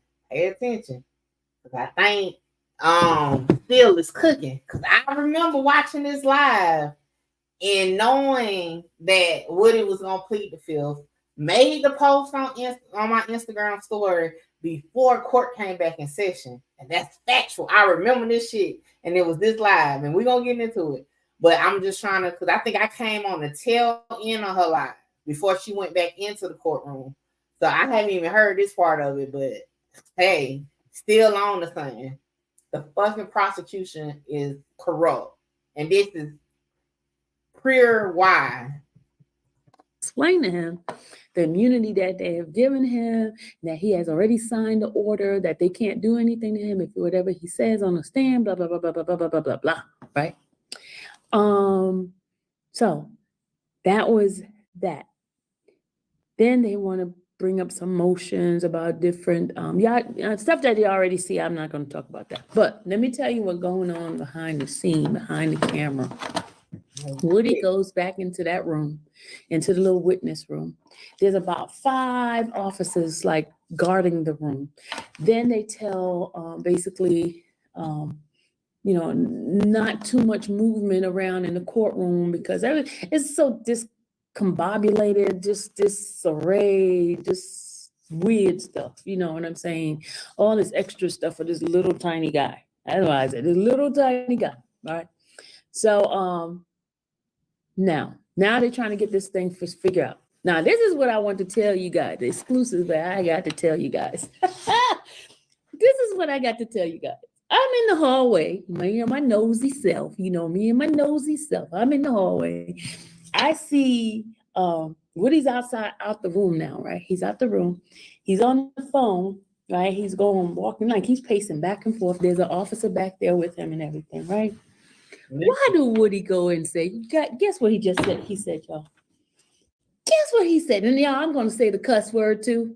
I'm going to say the cuss word because I'm going to give you the energy that this man put it on. Guess what he goes and say?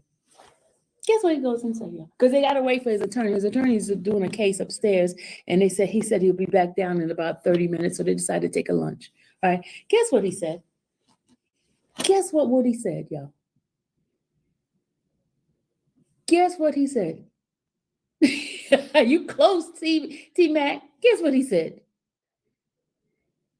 I'm about to cuss. So y'all, somebody pay that fine for me. I'm about to cuss. Somebody pay my $5 fine, but I'm about to cuss.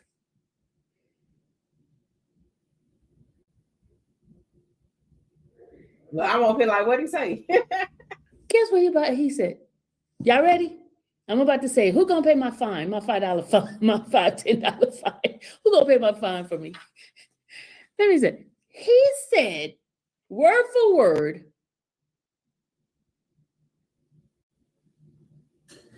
he said, fuck them. I'm about to go to jail. What did you just say? Okay. Now again, this is what he got on the screen. What did he just say?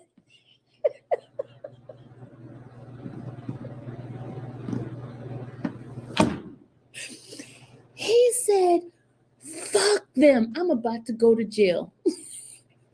Y'all, I'm telling you, the judge don't even know this yet. We don't know it yet. He's pacing back and forth. Yo, this is crazy.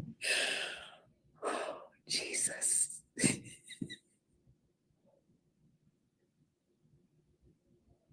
I wish I could have videotaped it, y'all. But my Rule 22 doesn't offer me to do videotaping in the hallway. Lord, wish I would. He's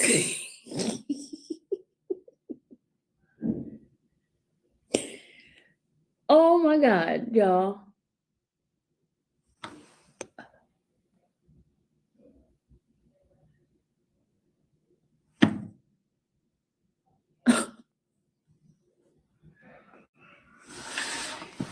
He said he's going to jail. He said, fuck them. Sorry for cussing y'all. I'm sorry, but he said. All right. So listen. This is during a break. Okay. This video, shout out to Infamous Sylvia, okay, because she give all the footage, the behind the scenes, and this was a behind the scenes. Because I believe, if I'm not mistaken, that it was on lunch or something. This was in, okay.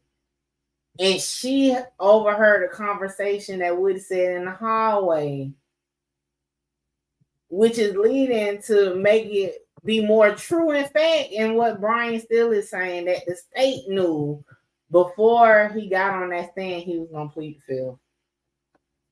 Ain't that some shit? And then I'm going to listen to what else she's going to say right here, but I'm going to skip to the part that I actually saw the day of, which made me go ahead and put the post up on my story. And that's when I found out what Woody's Instagram was. But I'm gonna let her talk a little more and we're gonna get to it. This is crazy. They ain't got no choice but to mistry this shit.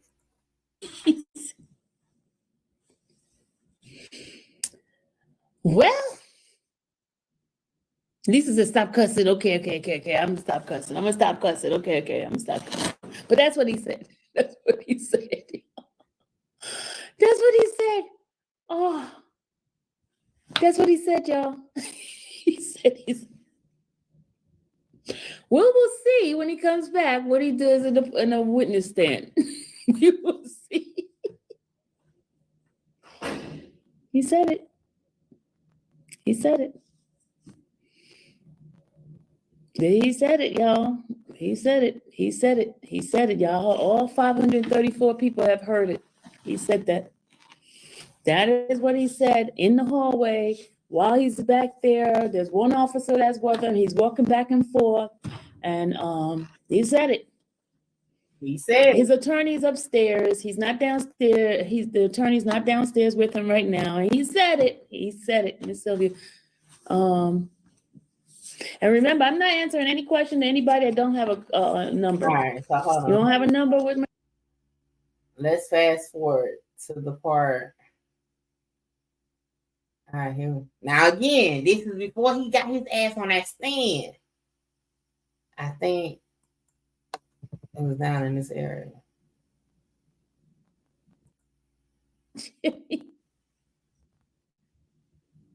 Surrounded by 50 police, these hoes act like I didn't just come in here on my own. They won't let me move as I was running. Oh, Woody's posted stuff, y'all. Before he got on the stand, y'all. Woody's posted stuff on his channel, y'all. What in the heck? Woody. Oh my God, y'all. Woody's posted stuff. This is my last jail time. I love y'all, and I have to take this trip. Oh, he just posted it. Now, listen, this is not Woody versus Woody. This is the Instagram. Every time Hilton be like, what's your Instagram? Was your Instagram Woody? And then the numbers, I forgot what the number was. I don't want to fuck up the numbers. And he was like, no, mine was Woody versus Woody. Or Woody Self-Made. Now, Woody Self-Made is like a private account for Woody. Okay? So, it's not the one that we all be looking at. This is another account that's private. Because, like, matter of fact, I'll pull it up because it's private. Because I don't even follow that page.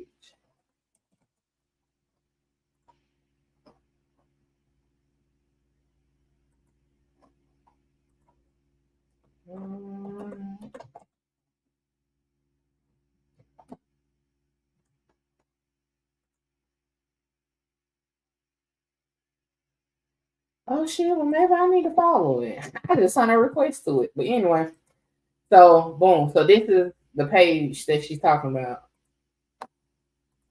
I just sent a request to it. We're gonna see if I can get in. I ain't able to see this shit, but you never know, because like that's crazy to have two different pages, but So he's going to jail, y'all. He's going to jail. Woody is going to jail, y'all. He just posted. all right, so listen. So what do y'all think he mean? He was not like, why they gonna be like, well, he didn't technically say, man, y'all knew this man is all on social media saying he gonna go to jail instead. Ah, shit.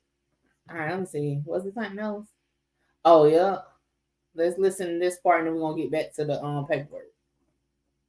Because we still gotta get into the transcript. Y'all do me. You see how y'all do me? I told you what he said, y'all.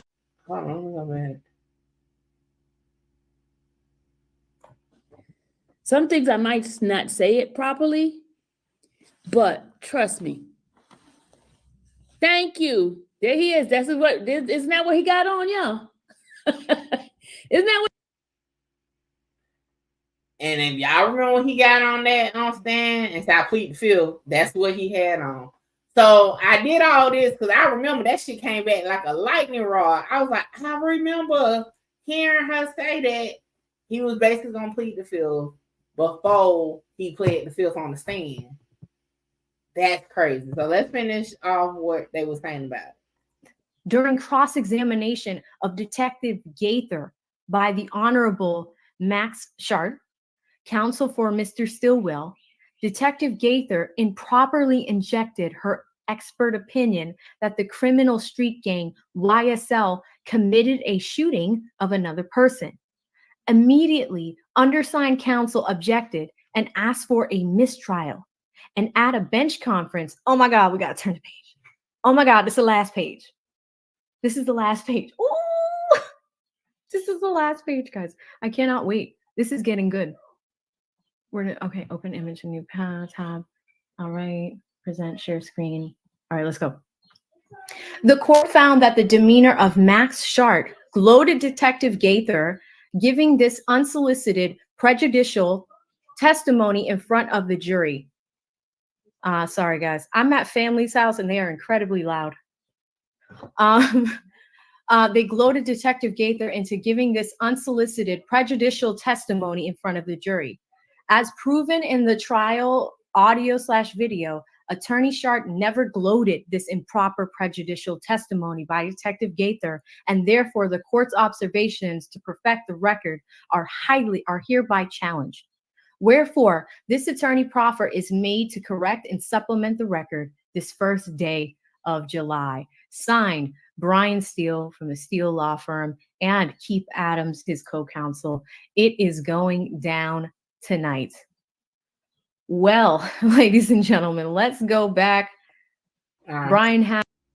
Listen, it's definitely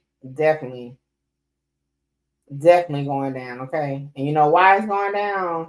Because just off of YouTube, we have determined that yes, it was known prior to goddamn Lil Woody getting on his ass on that stand that he was gonna plead to.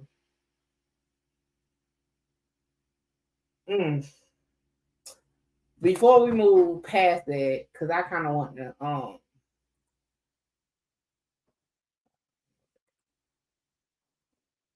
I wanted to read that myself. Y'all know Thugger Daily got this out already. That's crazy. From who did a court receive this information? Why did the court not reveal same to undersigned counsel before permitting Mr. Copeland to testify before the jury? And that's a big thing because technically you're not supposed to plead the fifth in front of the jury, right? However, that's what happened, right? To my understanding. Don't hold me on that, but I believe you're not supposed to plead the fifth in front of the jury. That is something that's supposed to be like discussed or established prior to the jury coming in. And boom, that's what it just said too. Refused to testify before call the witness. Announcement proper to the court. Safe for calling spoken. Yep. That's true. Oh, see, it said right there. Believe that he will refuse to testify in front of the jury.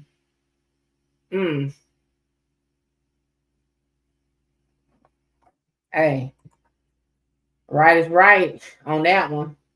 Because we just broke that shit down. That it was known. Not just in the courthouse. It was already on YouTube and everything. Because the timestamps, I'm pretty sure them timestamps is for real. Damn, that's crazy. But yeah. So, all right, we about to get into the transcripts. Y'all already know we've been at this thing. We ain't been at it too long. We done indulged in a lot, okay? Shout out to 87. Y'all make sure y'all go follow her on YouTube, man. Make sure you follow Lead Attorney because that's how I found her on Lead Attorney channel. I like the way she read, okay? And she's so animated. And she lights up on certain legal stuff. So, hey, I said, hey, it's better you read than I read. So, and she took the time to break down Brian Steele motion, okay? Also, we about to get into the transcript. Before we do that, just a little recap, okay? What we have figured out is that one factual statement, okay, for sure that we know because we just took the time to look. It was known that Lil Woody was going to plead the fifth before he got his ass on that stand to plead the fifth. How do we know that? Because shout out to infamous Sylvia that gave us the tea on what she heard herself while she was in the courthouse. That he said it loudly in the hallway, okay? I also was watching that live at that moment, and I heard her say it. She showed his social media, his Instagram, where he put it on his story, and I need to look through my screenshots to see if I screenshot his story. But nevertheless, I posted that he was pleading the fifth on my story before his ass got on the stand. But luckily, this time I ain't got to worry about being involved in it because I was nowhere near. Well, technically, I am near Atlanta, but I wasn't nowhere near no damn courthouse to be in attendance. So, whoo, that's some tea for your ass, okay? Exactly. They definitely will use it against you. All right, so we about to get into it. Again, I dropped the link earlier for those who would like the ex parte transcripts themselves to read.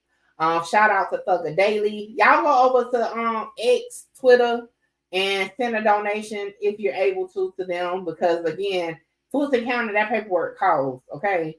It's like $1, I think $1.07, something like that per page, okay? The transcript 56 pages, okay? But AB is about to get into it. Y'all make sure y'all like, comment, share, subscribe, tell a friend to pull up on Mickey Truth and the Truth Team. Hey, this is what I'm here for, okay?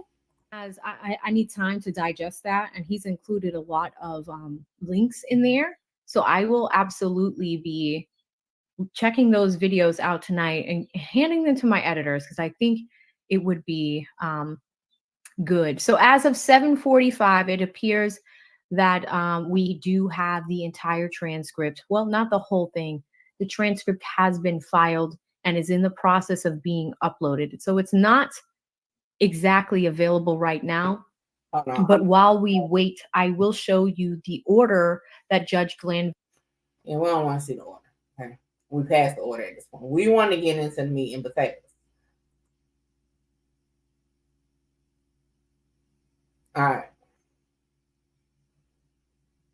Is this it? I don't want to go too far. Let's start right here.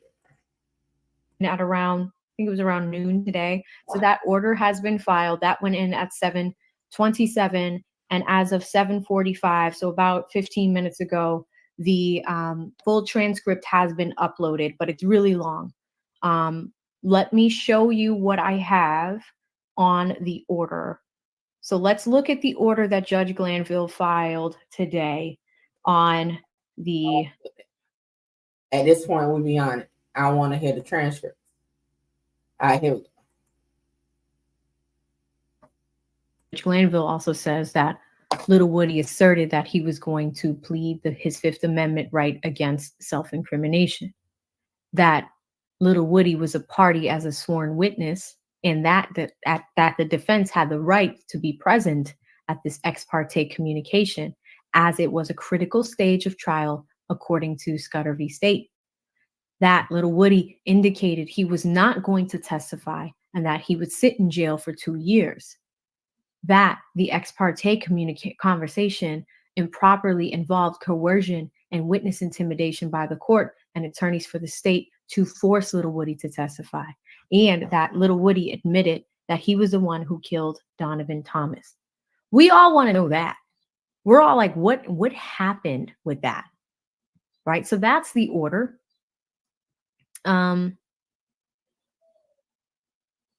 Okay, that's all that they have on that one, aside from the original. Woody is crazy as fuck. Okay. Let me show y'all this one. Woody is crazy as fuck. This man ready to crash out or something. I don't know, but I might let y'all listen to what he just posted on his story. Won't be me, I tell you that much, okay? Hell no. Hell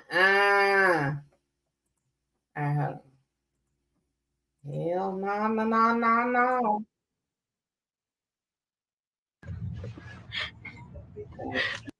They want y'all got that check right, man. Y'all ready to do an interview, man? Come on, man. Hey, send that money in. We gonna run up, man. We ain't care about none of that. Okay. Y'all want to do interviews with Woody? Hit him up. Hey, he said just had that check right. Okay. Y'all be crazy as hell to do them interviews with Woody because he is still a sworn-in witness. Okay. Hey, I ain't got time. I ain't fooling with no witnesses, bro. I know. Hell no. But good luck. I'll definitely react to whoever do the interview. That's for sure. Document. But guys, it looks like we have some really good stuff for you tomorrow. Oh, I have the full transcript. Oh my God, I got the full transcript. Are y'all ready? Let's just go in. Sorry, we're doing it. We're gonna go another 2 hours if we have to. Here's the full transcript. It's 56 pages. Hold on, let me just say. Do you Weaver and investigators Antonio Long and Rashid Hamilton. Court reporter. Okay, I'm ready whenever you are. Miss Love, thank you. The concern that we wanted to bring to the court's attention as the state was twofold.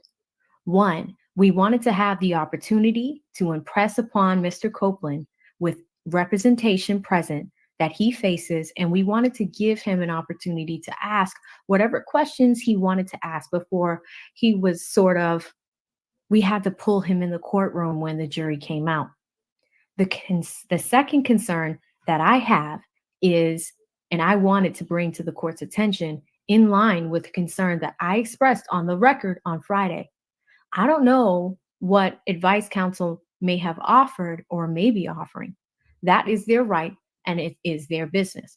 She's talking about Melnick here, right? She's talking about Melnick. As it relates to testifying, however, I do not believe that criminal exposure is a concern that is which interest is being spoken about and protected. Mr. Melnick relayed to Ms. Hilton on Friday that he had never heard of the statute 24-5-507. And on Friday, he sent an email. I don't know if he intentionally copied Mr. Steele and Mr. Sharp. I don't know if he unintentionally put my name on it. But he sent an email to Mr. Steele and Mr. Sharp with me and Simone copied, where he said, "This is the communication that I received from Miss Love regarding Mr. Copeland." My response was, and this is Miss Love talking, "Whose interests are you protecting? Yours or Mr. Steele's? Whose clients, which client are you protecting? Whose clients? Yours or Mr. Steele's? Or Mr. Sharp's?" He wrote back and said, "You are going to have him killed. You have made him." Hold on. Oh, shit.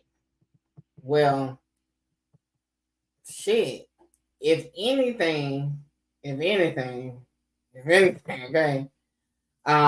He's definitely saying something like that. He's not protecting no defendants because you just basically putting it out there like these niggas dangerous, okay? And you putting my client at risk.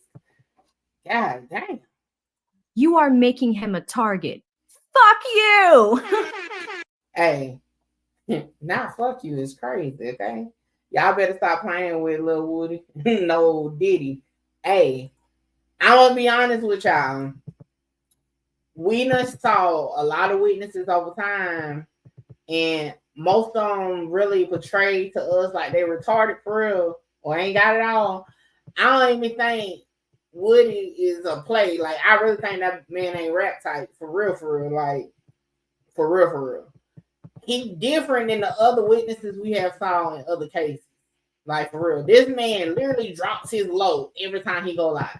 Like, he makes it his business to show the landmarks where he at for real. The man ride around, are them things called? Whatever the little car things that everybody ride. I don't even know what they're called. Stat packs or whatever. He's always in it. You can see straight through. Like, this man here is on, like, yeah. Dude ain't rap type. I don't know him, never talked to him, none of that shit. But just my opinion of him, he ain't rap type. They better leave his ass alone for real. That is what he wrote in an email. Yo, guys. Hit the like button. This is tea. Now we're figuring it out. Oh my God, let's go back in. I'm making me small so y'all can read. Wow.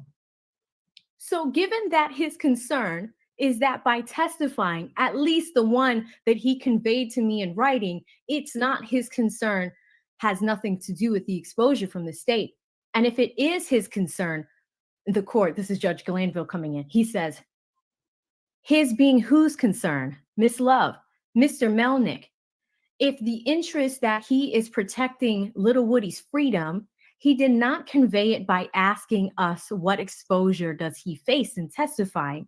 In fact, if he's concerned that testifying will get Mr. Copeland killed and he is not communicating with us, he's communicating with counsel for the defendants.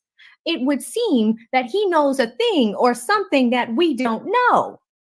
Additionally, and I will let Miss Bumpus tell. Hold on. Pause, okay? Pause. Didn't Miss Love say in open court when Brian Steele was getting arrested and all that, that the reason why this meeting was proper because it was a civil matter. This shit don't sound like no civil matter to me. And it didn't sound civil before we even knew that. We ain't even deep into the page. We on page 4. This shit don't sound like no civil matter to me. Like this shit here, it wasn't civil. I'll tell you that much. Tell you, he said if Lil Woody testifies, he's no longer representing Lil Woody, which is strange because if your interest is your client, then it would seem you would want to be there for him while he is testifying. Hey, yeah. That dude said he ain't trying to represent a dead client, okay? And y'all putting his client in harm's way, maybe. That's crazy. But I'm gonna be honest. Woody don't be saying he don't seem like he's scared of me, but I don't know. Maybe I don't know what the fuck. This is T. I'm with AV. This is definitely T. Guys, teapot. Forget teapot. Love said that's why Melnick was all flustered that Friday. I showed it to you guys. I showed you guys the clip. Allegedly, he was going on vacation, had everything already booked. But it sounds like he actually did care about Lil Woody. Like, he didn't want Lil Woody to get killed. He's just like, by you doing this, you're going to get him killed. Fuck you. I mean, I'm sorry to say it, but whoa. The way she says it is funny. Let's go back in. Oh, my God. Oh, my God. This is so crazy. Judge Glanville says, well, he is on vacation this week. Miss Love says, I understand. That's why he has Miss Bumpus here. And he has said what he has said. And as I was reading the statute, I was reading the statute about this particular situation, and I was reading our rules, our ethics and our rules of conduct for attorneys. And it is clear that if an attorney that were two things that were happening. One, Mr. Melnick had told me he wasn't Lil Woody's lawyer. Lil Woody had told Miss Hilton that Mr. Melnick wasn't representing him. And then rather than Lil Woody reaching out to Mr. Melnick apparently was in communication with Mr. Steele, Mr. Sharp, and Mr. Melnick reaches out to Lil Woody and injects himself in these proceedings. Hold on. So what they trying to say? Melnick was a plant from the defense? So what, coerce Lil Woody not to testify? That's what I'm hearing. So in all actuality, I'm gonna let it ride out. This shit crazy. What we were discussing was in no way a matter that Mr. Melnick was representing it was a matter that Mr. Melnick was representing Lil Woody on. And that is where we are not allowed to speak with the person when they are represented by counsel. Mr. Melnick could not have been representing Lil Woody on anything we were talking about because we were talking about this case and this trial. All of that aside, we would like an opportunity for the court to address Lil Woody with Lil Woody's stand-in counsel present, Miss Bumpus. It says Miss Bumpus is looking at. Hold the fuck up. Hold on. If they're trying to say Melnick wasn't Lil Woody's attorney, how the hell y'all offer him a immunity deal with no fucking attorney? And how the hell is Kayla Bumpus the stand-in attorney if Melnick was never the fucking attorney? What the fuck? How does this shit make sense? That's wild. At me like, and this is when Kayla jumps in. She said, I'm listening. Shout out to Kayla. Miss Love says, with his stand-in counsel present and to allow Miss Bumpus an opportunity to explain to Lil Woody everything that I have just said. Her concern outside was that Her concern outside was what is the longest. Hold on, and then pause. Didn't Miss Love just say this is about this case, this trial? But then in court, on the record, she said it was a civil matter that had nothing to do. Hell. He can stay in jail.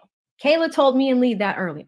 What I relate to her is the statute says until he purges, Judge Glanville jumps in. He says, by testifying. Miss Love goes on to say his contempt by testifying. Judge Glanville, yeah, 507 is a little bit different. So, I mean, Miss Bumpus jumps in. Shout out to Kayla. She says, so until the end of this, Glanville says he can be here until the end of the trial. Damn. Okay. Miss Bumpus, that is what I said. To the end of the trial is the longest.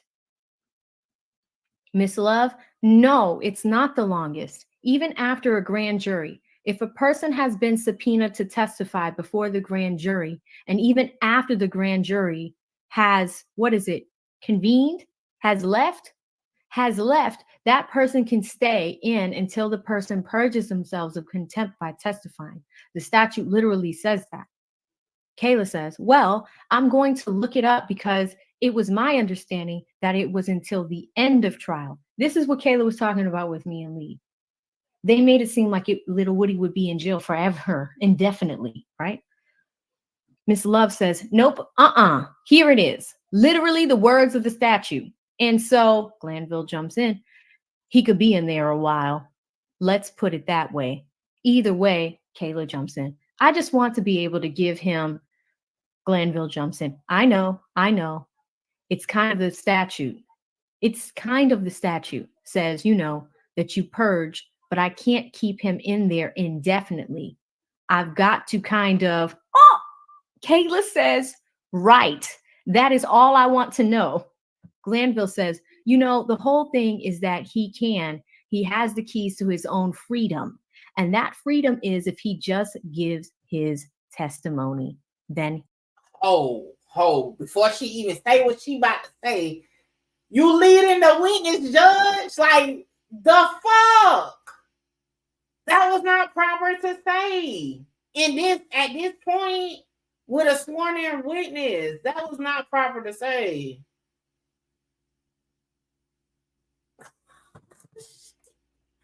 That is crazy. That was not proper to say to a sworn in witness.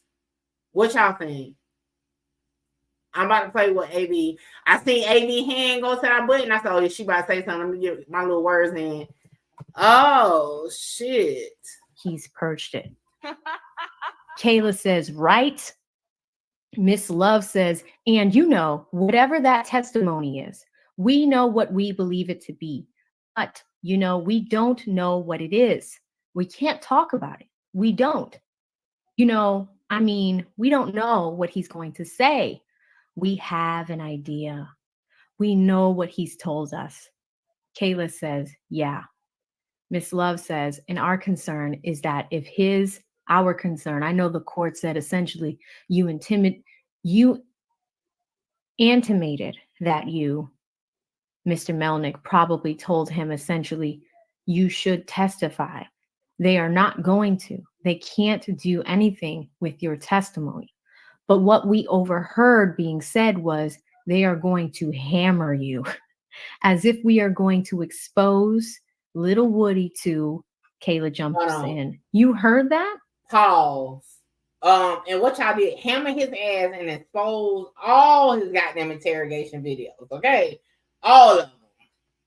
All the way back. Listen, if you would have requested that shit from 2015, but FOIA, you wouldn't have got it. They would have said they didn't have it no more. So they done released some shit we wouldn't even be able to get under the Freedom of Information Act. That's why. Miss Love says, yes, yeah. Mr. Melnick told Mr. Copeland, Lil Woody, we're going to hammer him. Glanville jumps in. Now, to be fair, and I think Miss Bumpus has an advocate or anybody has got to tell him he's going to face some pretty significant cross-examination. Kayla, yeah, I think that's what he meant. Glanville, he's got about 10. Miss Love jumps in. So he meant the defense is going to hammer him. Miss Bumpus says, no, just in general, he's going to be, it's not going to be a, hey, da, da, da. Shout out to Kayla. Miss Love says he knew that. He had literally been expressing that.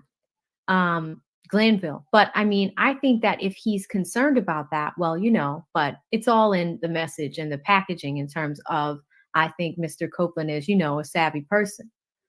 But, you know, he's certainly going to be subject to a thorough sifting cross-examination. Okay, pause. How the fuck didn't they think the defense should be there if you're even talking about when the defense cross-examine the witness? That right there, this is not no freaking civil matter.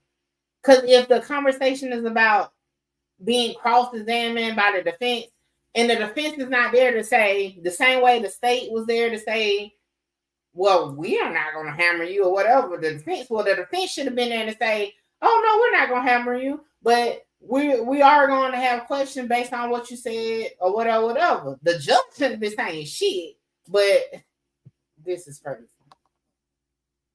Miss Love. And the other thing is that, Miss Bumpus, can I just say something in Attorney Melnick's defense in response, just for the record? Oh, Kayla was hip. Kayla's like, what's going on? Miss Love says, yes. Kayla says the reason he doesn't want to move forward with representation, that I have been told, if he decides to testify, is that he doesn't feel like he can. He doesn't know what was said outside of his presence. So he doesn't feel like he can adequately represent him or counsel because he doesn't know what was told to the state when he wasn't there. Pause. That means they was talking to his ass without his lawyer present. Miss Love. But the thing is that the only thing that he should be concerned about is the criminal exposure, or the exposure that Lil Woody has criminally. And there is nothing. There is literally nothing. The statute is quite clear that we can do to him about only the thing that would put him in harm's way is a lie and a refusal to testify after being ordered to do so by the court. And by a lie, we don't mean like, oh, I think you lying, you know. It would have to be, you know, something obvious, you know, because he can always impeach. We can always impeach. But if he literally perjures himself, and that's something different, we can't help that. We can't control that. We would have to say, tell the truth. I don't care how bad it is, just tell the truth. So, you know, he's like he says, I didn't go down to the police station. Here's Glenville. And I think part of this challenge, Miss Bumpus, may be that you need to assure him, look, I'm going to be here.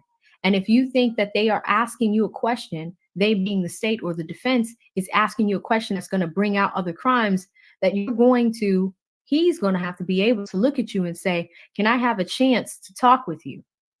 Miss Love says that's exactly right. They still are mentioning the defense. And the defense is not there. So this is a one-sided conversation. That's already a red flag. Kayla says, uh-huh. Miss Love says, see, but that's just it. Kayla says, no, he's not. Miss Love says, hold on. But that's just it, Judge. The problem is that there's been an assertion that people are representing, and I'm not talking about you.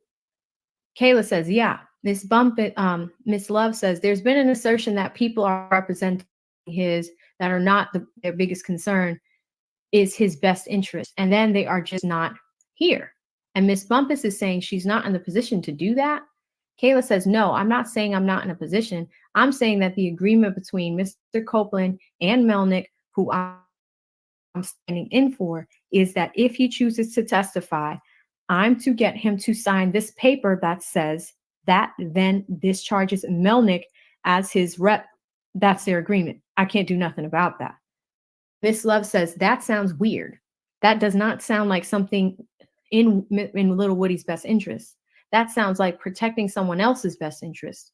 If you talk, I'm not going to represent you. I don't even know what to do with that. Kayla says, well, he said he does not know what was said. Miss Love. Okay, pause. That's why Miss Love ain't wanting the defense attorney in there. Her ass and they trying to plant that seed in that judge's head like it's witness tampering by fucking legal representation. I see the play. Says it doesn't matter what was said. Kayla says, right. Miss Love says it doesn't matter. And he didn't ask us. He didn't even inquire. What have you all talked about? He has been talking to Brian Steele and Max Shard. That's it. He is not talking to us. They're talking about Melnick, guys. And in fact, when Little Woody asked to speak with us, Mr. Melnick barges in and gets in between Miss Hilton and Little Woody and literally keeps us from talking to him before he gets called onto the stand. And that's troubling. It's his lawyer, though. Like, the fuck? The fuck? Oh, man. Do y'all see where this is going? They're trying to make it seem like there is this scheme between defense counsel by Melnick getting involved and only talking to Brian Steele and only talking to Sharp. Now I understand what was being protected. And that's why they ain't want to Miss Bumpus. Well, I think what happened was, and I say this because I previously represented Little Woody previously on his other stuff. So I don't know when this is just what I think happened. I think how Attorney Melnick came involved was his representation of because he took my place. Little Woody fired me and hired Melnick, and then this came about. And I think so at the beginning, Melnick was representing him, and then Miss Love chumps in in his criminal matter that he had. But that's resolved. Kayla says, but when this case started, Melnick called me and told me that he was representing him as a witness at the beginning. I can assert that. Miss Love, Melnick has never in life. Miss Bumpus, this is 2 years ago. Miss Love, Melnick didn't, as a matter of fact, less than 2 years ago when Copeland was sitting in jail for something else he had done. Melnick said, I don't represent him. He told me I don't represent him. And people were in the room. He was on speaker. He told me he didn't represent him. Now, hold on. Love got a lot going on. Like she trying to push this play real hard. That's why cause Steele would have fucking knocked her ass down. Not literally, but he would have got on her ass saying all this crazy shit in his damn meeting. She wanted to be able to speak freely in her little tight little skirt in that judge's chamber. Just saying. Now he ultimately did come about and represent him. But when we were trying to get, I guess, Kayla says something, yeah? Miss Love says, Copeland was like, he's not my lawyer. I don't have a lawyer. He's not my lawyer.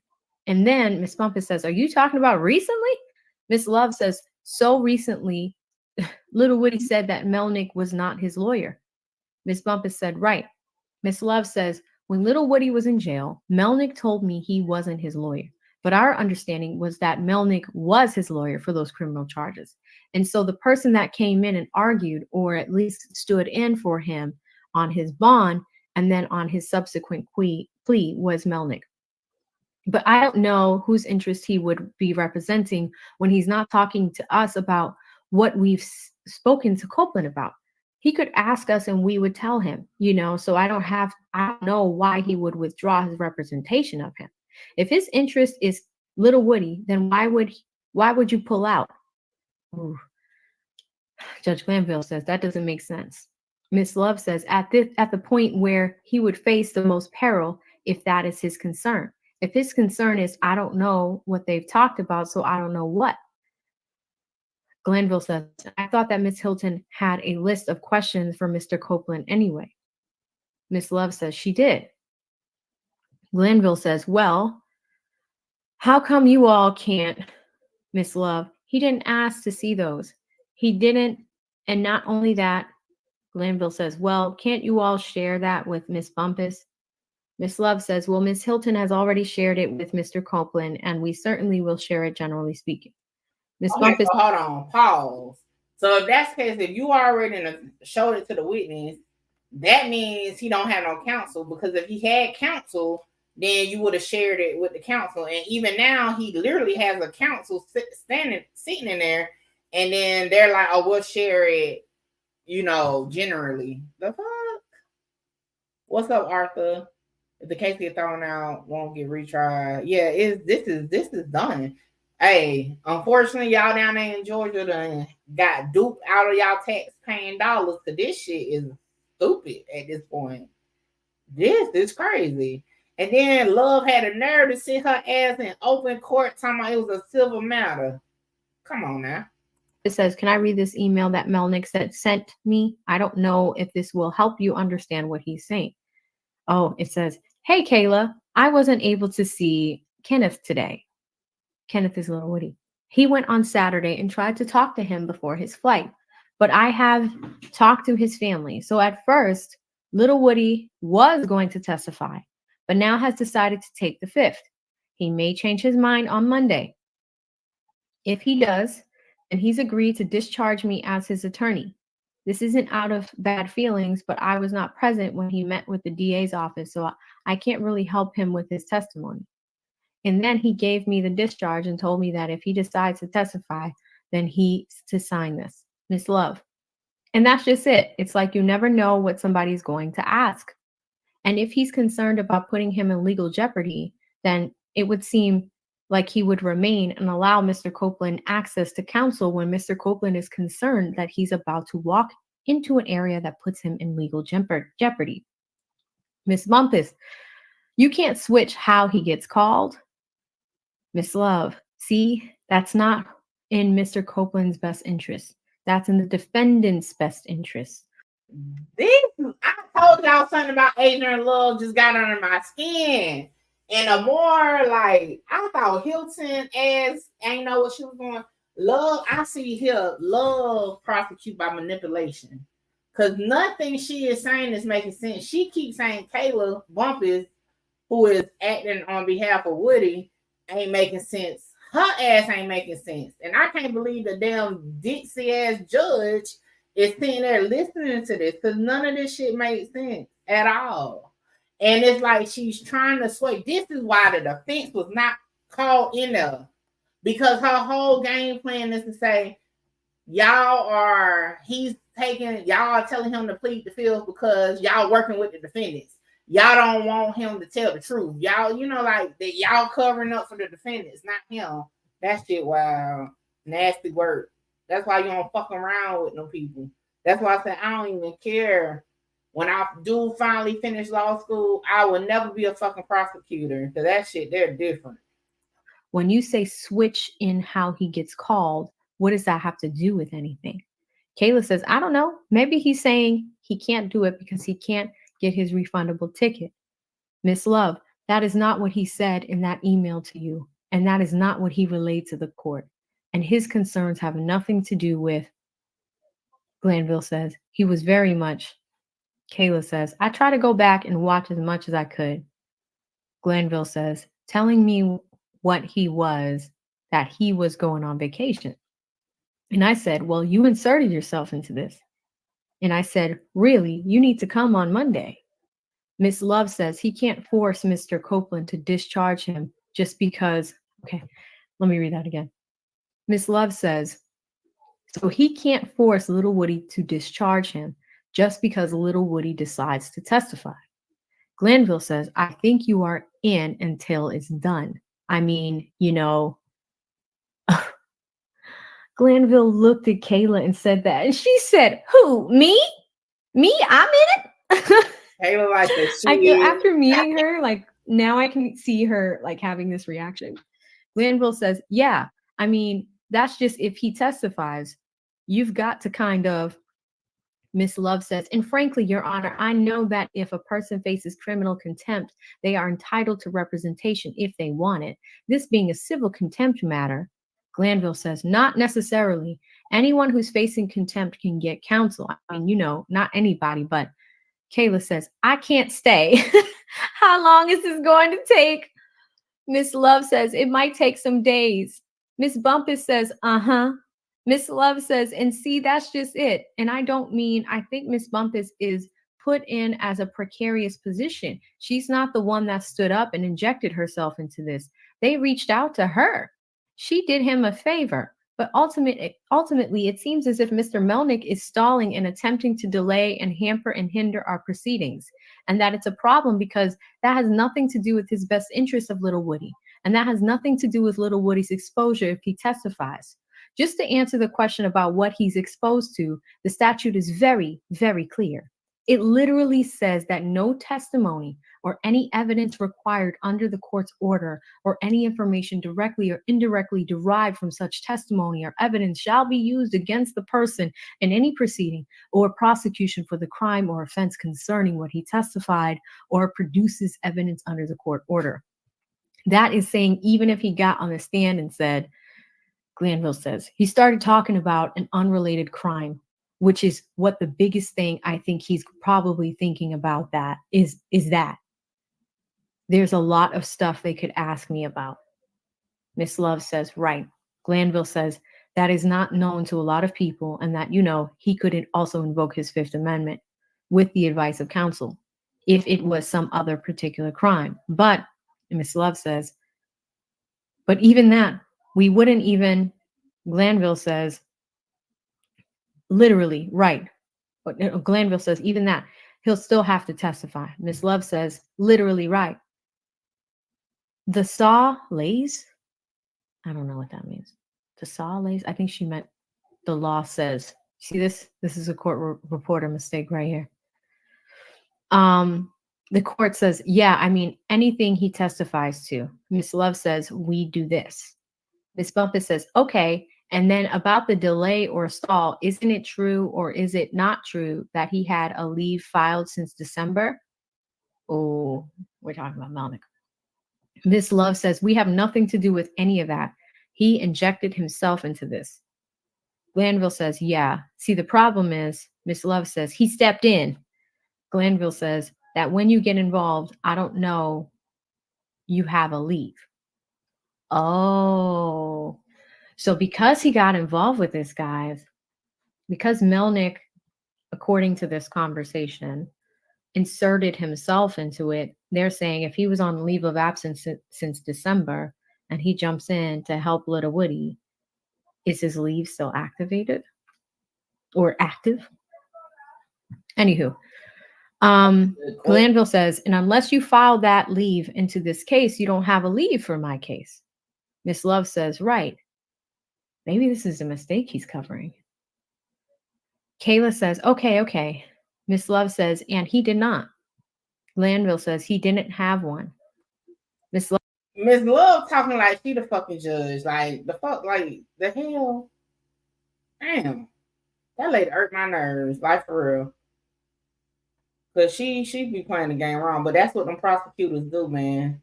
Not just down in Fulton County, but a lot of places. I have yet to come across a pure fucking prosecutor on some real shit. Love says, Mr. Lil Woody's been a witness and a name on this witness list since. Glanville says, so since he said, well, I represent him, I'm like, okay, well, you don't have a leave that's filed in our case. Kayla says, okay. Miss Love says, so he did this to himself and he did it to you. But we have to, that is just where it is. And I don't know that. That's just where we are. Kayla says, so Judge, you're going to make me stay if he chooses to testify? Oh. Glanville says, I am, because you're his lawyer. You're his lawyer. You're a stand-in lawyer at this point.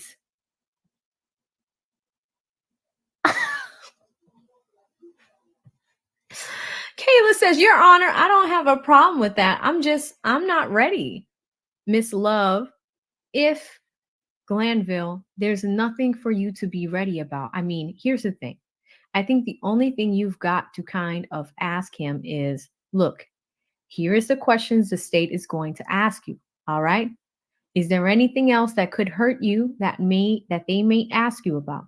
And as long as you have knowledge of that, then I think that you are fine, because the state's only going to get into this. Now, the reason you want to know what's going to hurt you is the defendants know more about Lil Woody than anyone else. So they are probably going to kind of, Miss Bumpus, what about if I say I can't do it? Then Melnick needs to come back, right? Am I going to be in trouble? Because I was only for Monday. That's what I was told. I was given specific, Miss Love. If Little Woody said, and I don't know what Little Woody wants, it's his choice. Miss Bumpus, can't he say he doesn't want Melnick? Miss Love, he can say whatever he wants. It's his choice. Miss Bumpus. But the judge is saying, Miss Love, I don't think he can be forced to have representation if he doesn't want, need, or say he wants it, because we have done everything to clear him of judicial exposure. He's not, there is nothing he can say. He could lie. That puts him in, Judge Glanville said, peril. Judge Glanville saying too much shit for one. Okay. Now earlier, Arthur, we was watching her interview on Lead Attorney. And she said it was people coming in and out of the room at different times. So it's 56 pages. We just on like page, I can't even see what page number that is down there. So it may be other people talking later. But yeah.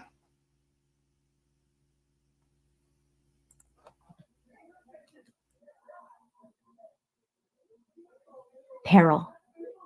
Can y'all type peril into the chat? Because now Little Woody's behavior.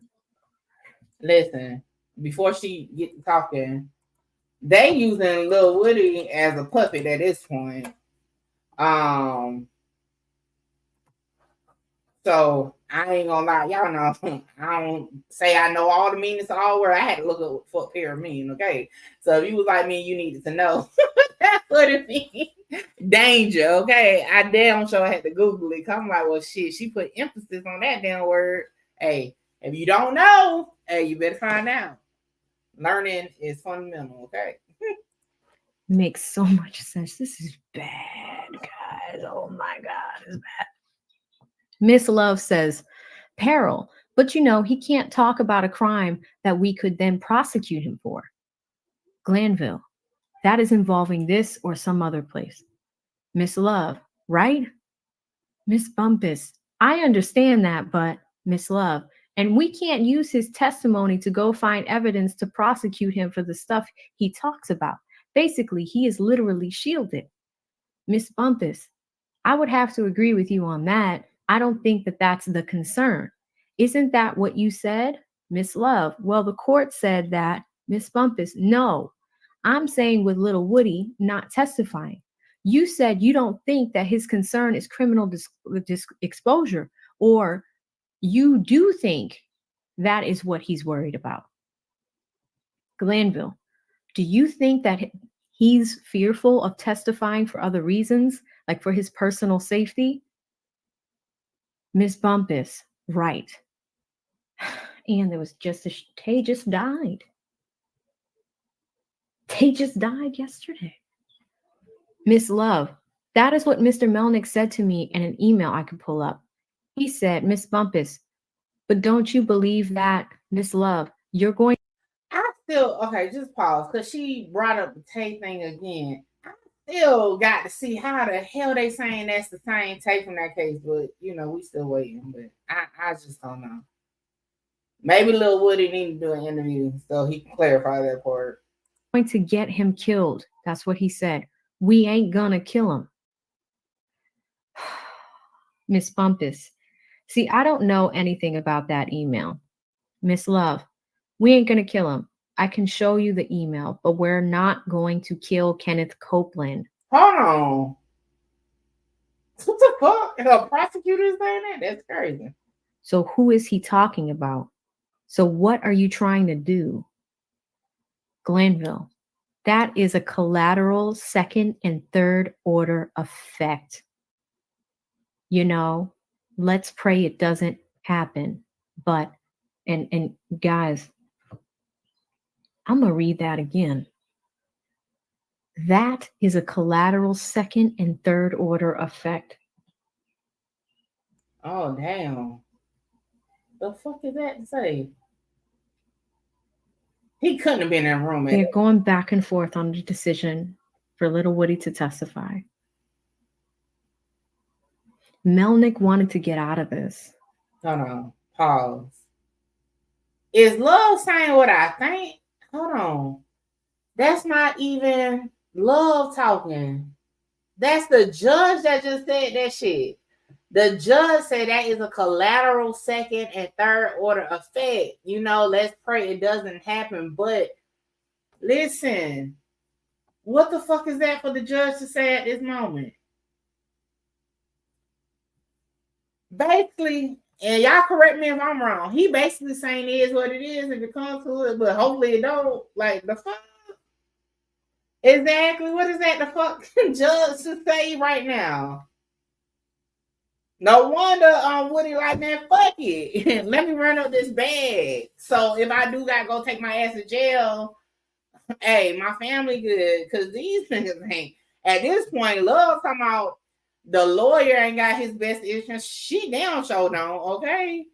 Like, she damn sure don't. I tell you, they using him as a puppet. Now, I can't take away he put himself in this situation, even trying to, you know, maybe at that time it was his best move, but fuck that. This shit here, crazy. Because he knows if Lil Woody testifies, he's putting himself in danger. And Judge Glanville just said, that is a collateral second and third order effect.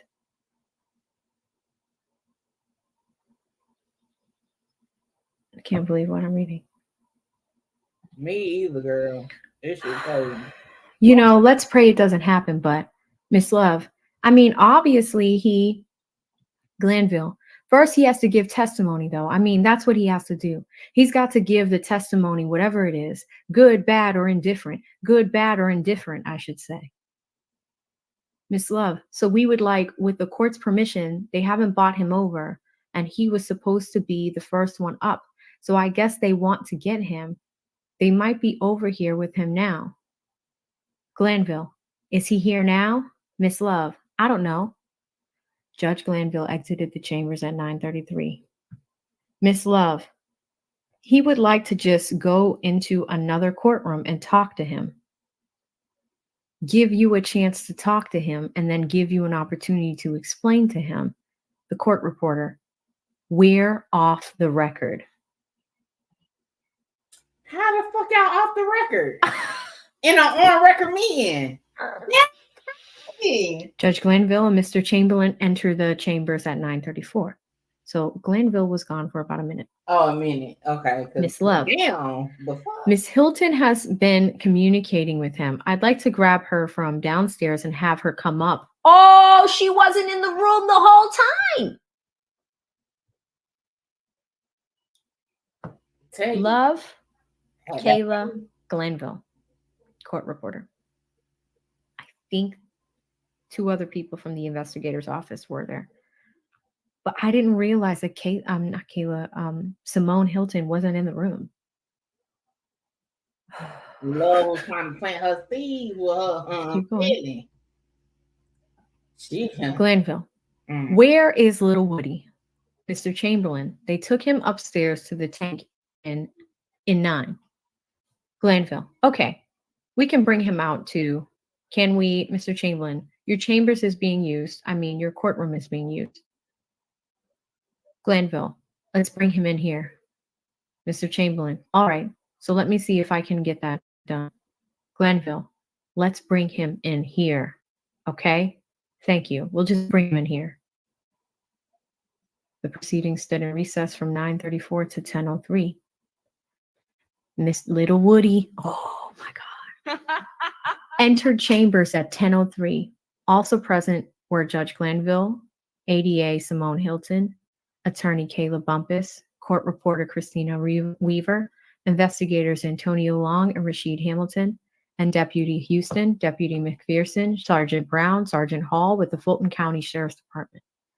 Glanville, okay, Lil Woody, can you let him know I got a hearing problem? Hey, okay, in comes Lil Woody. I can't hear. Kayla says, okay. He said, he is hard of hearing.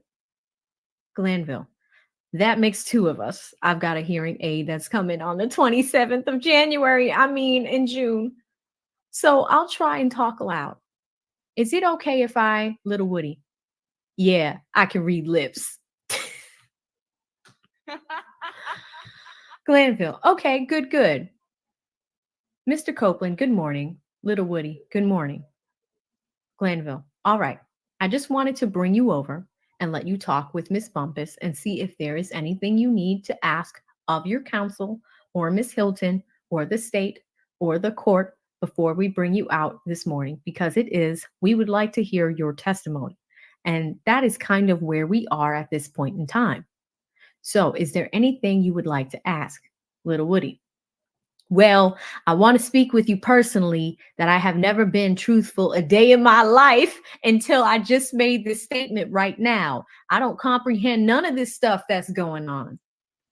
Hey, that's some real shit. Hey, I told y'all when we was listening to his interrogation videos, I know I got family members like Woody that sit there and fast talk you, try to just go with whatever to get out of whatever situation they in. Hey, that probably was the truest thing he ever said, man. Okay. Linville. Okay, well, the only thing you can give is truthful testimony. Whatever you know is whatever you know. That's it. Miss Hilton, and what we'll say, and Mr. Copeland and we have talked about this. I'm not sure what your concerns are, what concerns you've expressed to Mr. Melnick last week. But if any of your concerns deal with being locked up for anything, you can't. Like, there's nothing that can happen. The feds, Miss Bumpus says, well, that's not. Miss Hilton says, it is true. Miss Bumpus says, no. I said that's not his concern. Miss Hilton says, if his concern is his safety, we need to know that. Like, that's not expressed. So we don't know what the concern is so that we can try to resolve the concern. That is what I'm saying. Mr. Copeland and I have had conversations before. I understand some of his concerns as potential criminal liability, hence why we gave you immunity. The federal statute of limitations, done. The statute of limitations, done. So there is nothing, like, I researched it this weekend again. Both of those statutes of limitations for what you and I talked about, which is in 2015 or before, done. You cannot be prosecuted for anything you testify federally or statewide. Hold on, what the fuck did he do in 2015 though? Like, god damn. Because to my understanding, shit, he did his fed time for that case he had in 2015. So what the fuck he had going on that he wasn't tried for? Interesting. Immune, period. So if that is a concern, there is none, because you cannot be prosecuted. The federal statute of limitations is 5 years. So anything in 2015, 5 years would have been 2020. Anything statewide is 4 years. That would have been 2019. Finished. Next concern. What may happen? Hold on, pause. Yeah. Until they fucking gather a fucking Rico on his ass like they doing Thug. Okay, and then that shit gonna be totally different. I'm telling you.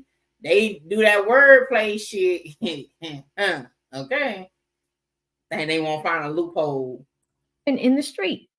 You know what we have talked about. What we can do as far as living and all that. We have had those conversations. So I'm trying to express to you that we do not want you locked up. I don't know how many times I've got to tell you what I've got to say to you. We do not want you sitting in the cab or whatever they've got you because of this. I know you wanted to talk to me on Friday before you walked into court. We weren't able to talk. If you still want to talk with or without Miss Bumpus, I'm here, Little Woody. But we do not. Hold on, pause. How the fuck you gonna say you here to talk without Miss Bumpus? He's a fucking sworn-in witness, ma'am. The fuck is happening down there? Not want you in custody. We will not. This order, I don't know if you kept your copy of the order, but this order says you are immune from prosecution, Little Woody. Any of it.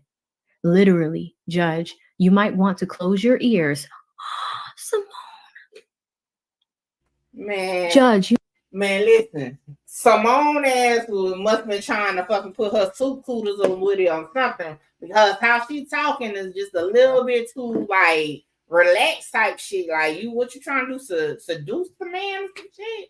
Like the fuck is happening? Like I get trying to put on the game face or whatever, but yeah, exactly, Arthur. That's what the fuck she doing.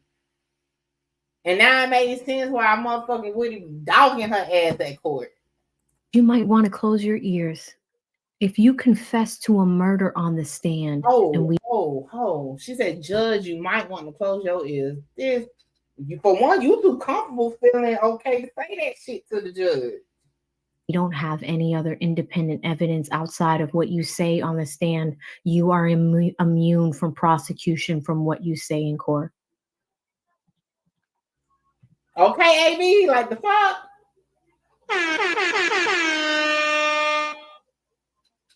I'm tired of telling in the morning for work. This is crazy. Let me keep going. Oi! Scroll too fast.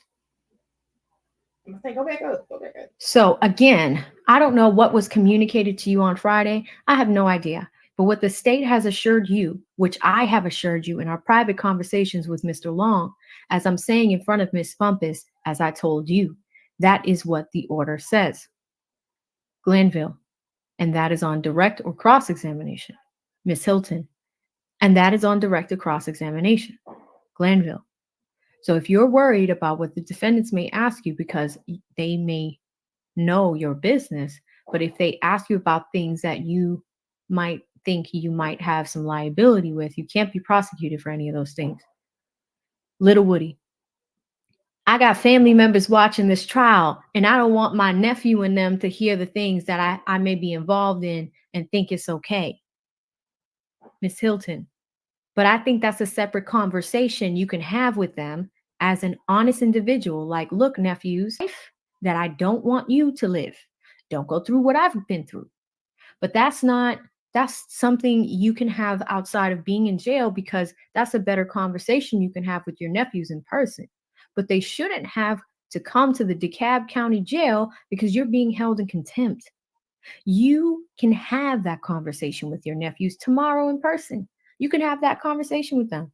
You can have that conversation with anybody. You know what's coming up this weekend. Why are we in jail? What are we doing? Lil Woody. But y'all did this intentionally. Miss Hilton. No, we did not. You and I had this conversation, Mr. Copeland, on Friday morning. Lil Woody. You knew my child's birthday was next week. Miss Hilton. But what did I tell you? When we met with each other, I said to you, you asked me, what is the one thing that's going to get me in jail? Didn't you ask me that? And what was my response? If you plead the fifth. And that is exactly what you did on the stand. Lil Woody. But what did I tell you before I got to that point? I told you the whole time, Tuesday, Wednesday, Thursday, Miss Hilton. But I told you we were giving you immunity. Lil Woody. Let me let her say it. Hold on. I was pleading the fifth, Miss Hilton. Bruh. Lil Woody just said he told the chick before he even got to court on Friday he was pleading the fifth. Man, this case about to go down the drain for sure. No, you did not. Lil Woody, I told you every day I was pleading the fifth. Miss Hilton, no, you did not. And we told you, Lil Woody, I told you my concern. Miss Hilton, and we said we could give you immunity. You said your concern is what they know about you. And when you said that, I said, well, you know stuff about them.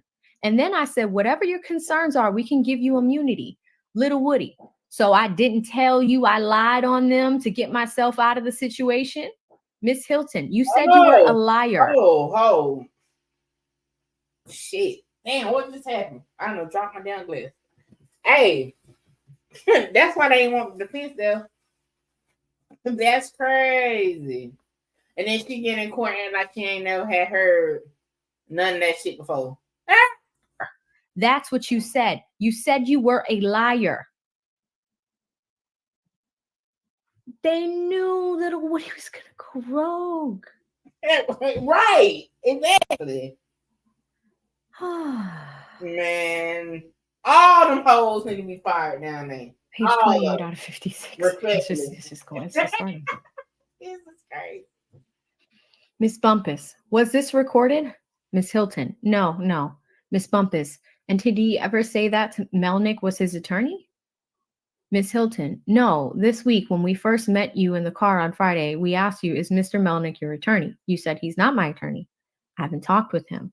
Lil Woody, no, I never said he's not my attorney. I said I haven't talked to him. Miss Hilton, you said he's not your attorney. You haven't talked to him. Then we continued to have a conversation. At no point did you ever say to us, hey, I want Mr. Melnick here. Hey, put Mr. Melnick on the phone. Lil Woody, you didn't make me feel like I needed him.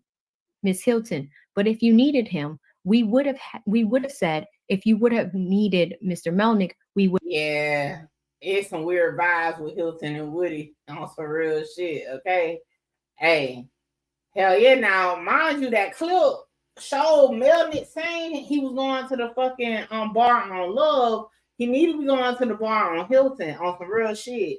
They basically just fucking set a whole fucking case on fire, lit a match on that bitch, and engulfed it. Because they never thought this meeting was going to come out. That's why the judge, when he made the decision to go ahead and release this shit, he said, fuck it. Go on here and let somebody take me off this shit. This shit is done. Going down as the worst shit in history. Would have said to you, okay, just call him. So, I mean, that is our position. We don't want you in jail. We just want you to be able to purge yourself by testifying. Whatever your truth is what your truth is. But you have to just get an answer to the questions. We believe that whatever your truth is what your truth is. We know what you said before. I don't know what you're going to say on the stand. But what we know is pleading the fifth is going to keep you in custody. That's what I know. Now, how you answer. And it keeps saying that it's like, for one, the fuck, like that's already weird nature anyway, that y'all keep on saying, just testify truthfully so you can get out of jail, so you can be there for your daughter's birthday. Like all that shit, you encouraging the witness. And again, he's a sworn in fucking witness. How the hell y'all ain't think this was improper? How the hell you talking about this was a civil matter? Come on. Again, they ain't want the defense there because the defense would have been able to cut through all that bullshit because they basically sitting there coming up with a whole scenario on their own. That's crazy. Y'all make sure y'all hit the like button, please. Answer your questions is how you answer your questions. I know what you said before, and I know what you said later. I mean, I know what you said before, and I don't know what you're going to say on the stand because you and I never went into full details about any of it. Simone is repeating herself here, guys. But what I don't want is you to be sitting here in custody. Lil Woody, you did it. Miss Hilton, I did not do it. You did it by pleading the fifth. Lil Woody, you told me before you went to the judge with whatever the thing called you went to him with, you told me that I can't, when I'm asked the question, I can say I don't recall or I don't know. You told me that if I plead the fifth, I mean something. Why would I plead the fifth to something I ain't do? And I said, you don't know what I did and what I ain't do. And then you was like something. And then y'all asked for this immunity. And I was like, it was something. AV Southern, like, talk slang that she doing with this Woody impersonation is crazy. But he basically, I think Woody done freed them boys for real, because it's crazy. And then Friday came, and then y'all go and tell me, oh, we went to the judge with this, so you got to testify. If you don't testify, the judge gonna lock you up. Now that's definitely intimidating a witness right there by saying that. The fuck? Right. But that was based upon you, Mr. Lil Woody. But I told y'all that. Miss Hilton, no, you didn't. Lil Woody, you said, why would I plead the fifth to something I ain't do? And I said, you don't know what happened, Miss Hilton. And I said, hey, hold on, I'm gonna let it ride. I'm gonna let it ride for a minute. Hold on. I don't know what happened. Only you know, and them know, I said. But you never said I'm pleading the fifth. You said, what if I do this? What if I do this? What if I do this? Lil Woody, I told you, I said, I'm going to plead you said, why would you plead the fifth to something that you know you ain't do? Miss Bumpus. So if you didn't have immunity prior to, is that what you're saying? That you feel like he didn't have immunity prior to? Lil Woody. Immunity came Friday, right when I went to jail. Like, Miss I cannot Hilton, picture the him immunity talking. only came after Mr. Melnick. Miss Bumpus, hold on. Miss Hilton, the immunity came after Mr. Melnick sent us an email saying my client is pleading the fifth. That was on Thursday evening at 6 p.m. Miss Bumpus, okay. Miss Hilton, so after that, that was an empathic. He was pleading the fifth. Miss Bumpus says, Miss Hilton says, we came and we got this signed. Miss Bumpus, Miss Hilton says, and then Friday morning came, and then Kayla says, okay. Miss Hilton says, so between Friday evening, Mr. Melnick reached out to us and he represents him. He's pleading the fifth. Okay, I'm going to stop for a minute, guys, because I already spot something. We were talking to Kayla, and Judge Glanville went through a timeline, and he said Kayla and Lil Woody had an hour conversation out of the chambers. I've been reading this for like, I don't know, almost an hour now, and we're on page 32. We're halfway through the transcript. Glanville didn't give us a correct timeline. Well, Kayla said that. Let's go back in. Miss Hilton. So between Friday evening, Mr. Melnick reached out to us, said he represents him. He's pleading the fifth. Miss Bumpus. Okay. And when was the last time you talked to him before Mr. Melnick got involved? Miss Hilton. We talked to him early that day on Thursday. Miss Bumpus. Okay. Then how did speaks to, the court reporter couldn't hear it. She was talking to Lil Woody. Lil Woody says, he called me. Miss Bumpus says, okay, I was just trying to get a timeline. Miss Hilton, sure, right. So we have been talking since last Friday. So I met with Mr. Copeland last Friday, I think out in the neighborhood. Then he came on Tuesday for court. We talked briefly on Tuesday, and then on Wednesday he came. Lil Woody said Thursday. Miss Hilton, no, I think he only came 2 days. So it had to be Wednesday and Thursday he came. It wasn't Tuesday. It was Wednesday and Thursday he came. And then on Thursday, once we left, is when Mr. Melnick reached out to us and said, my client is pleading the fifth. And at that point is when we went to the next morning and got the immunity motion. And then we spoke on Friday morning. I handed Mr. Copeland this agreement and let him know that he has immunity and that anything he says we cannot use. Then Mr. Melnick came, and then we had court. Miss Bumpus, so you're pretty much saying you didn't ask for this. Lil Woody, I didn't. Miss Hilton, but we gave it. He doesn't have to ask for it. Miss Bumpus, I know. I'm just saying. Miss Hilton, right. He doesn't have to ask for it, but to alleviate whatever his concerns were, we gave him immunity. He didn't have to ask for it. Miss Bumpus, so if we wouldn't have had this, I'm just saying this is so he can understand it. I'm walking him through. Miss Hilton, Miss Bumpus, would he still have to testify, or would he have been able to plead the fifth? That's what he's saying. Miss Hilton, if he did not have immunity, Miss Bumpus, yes. Miss Hilton, yes, he could plead the fifth. Lil Woody said, that's what I'm... Miss Bumpus, that's what he's trying to say. He's trying to say he didn't have to ask for this. Miss Hilton, but he doesn't have to ask for it now that we've given it to him, because that's on us. So now that we've given it to him, it's in order. He can still choose if this is the road he wants to take. Then he'll just stay in custody until the trial is over. Oh my God. And then we say the trial is over. Every last defendant has been tried. Not just these 6, the other ones too. Lil Woody says, I done did longer time. Miss Hilton, all right, Mr. Copeland, I'm telling you that you are literally immune from prosecution from anything else you may say. That's that.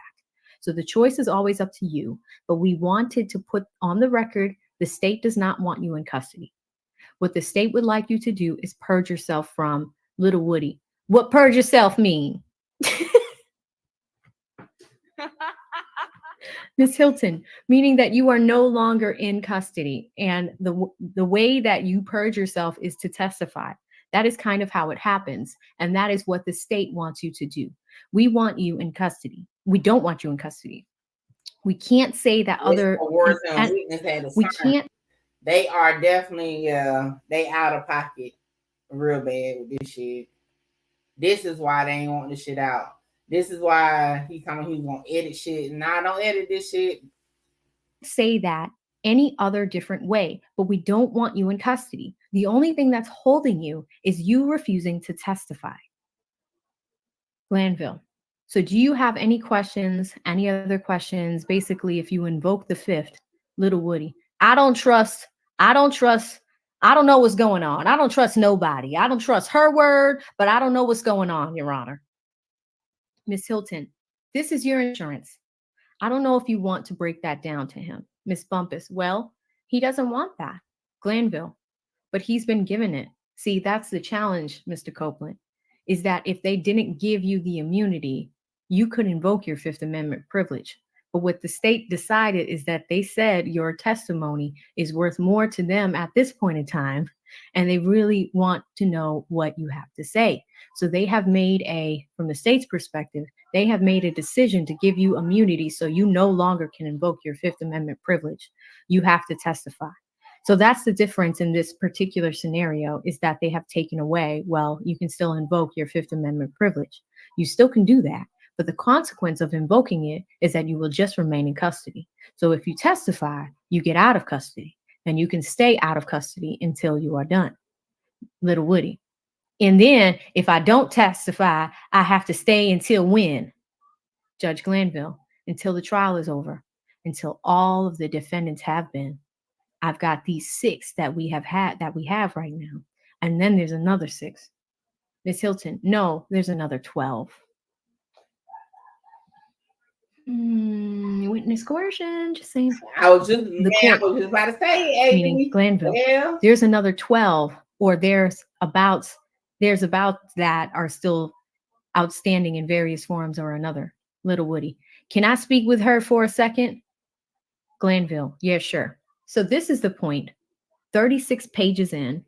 This is the point where Lil Woody leaves the chambers, and Lil Woody goes and speaks to Kayla for a little bit.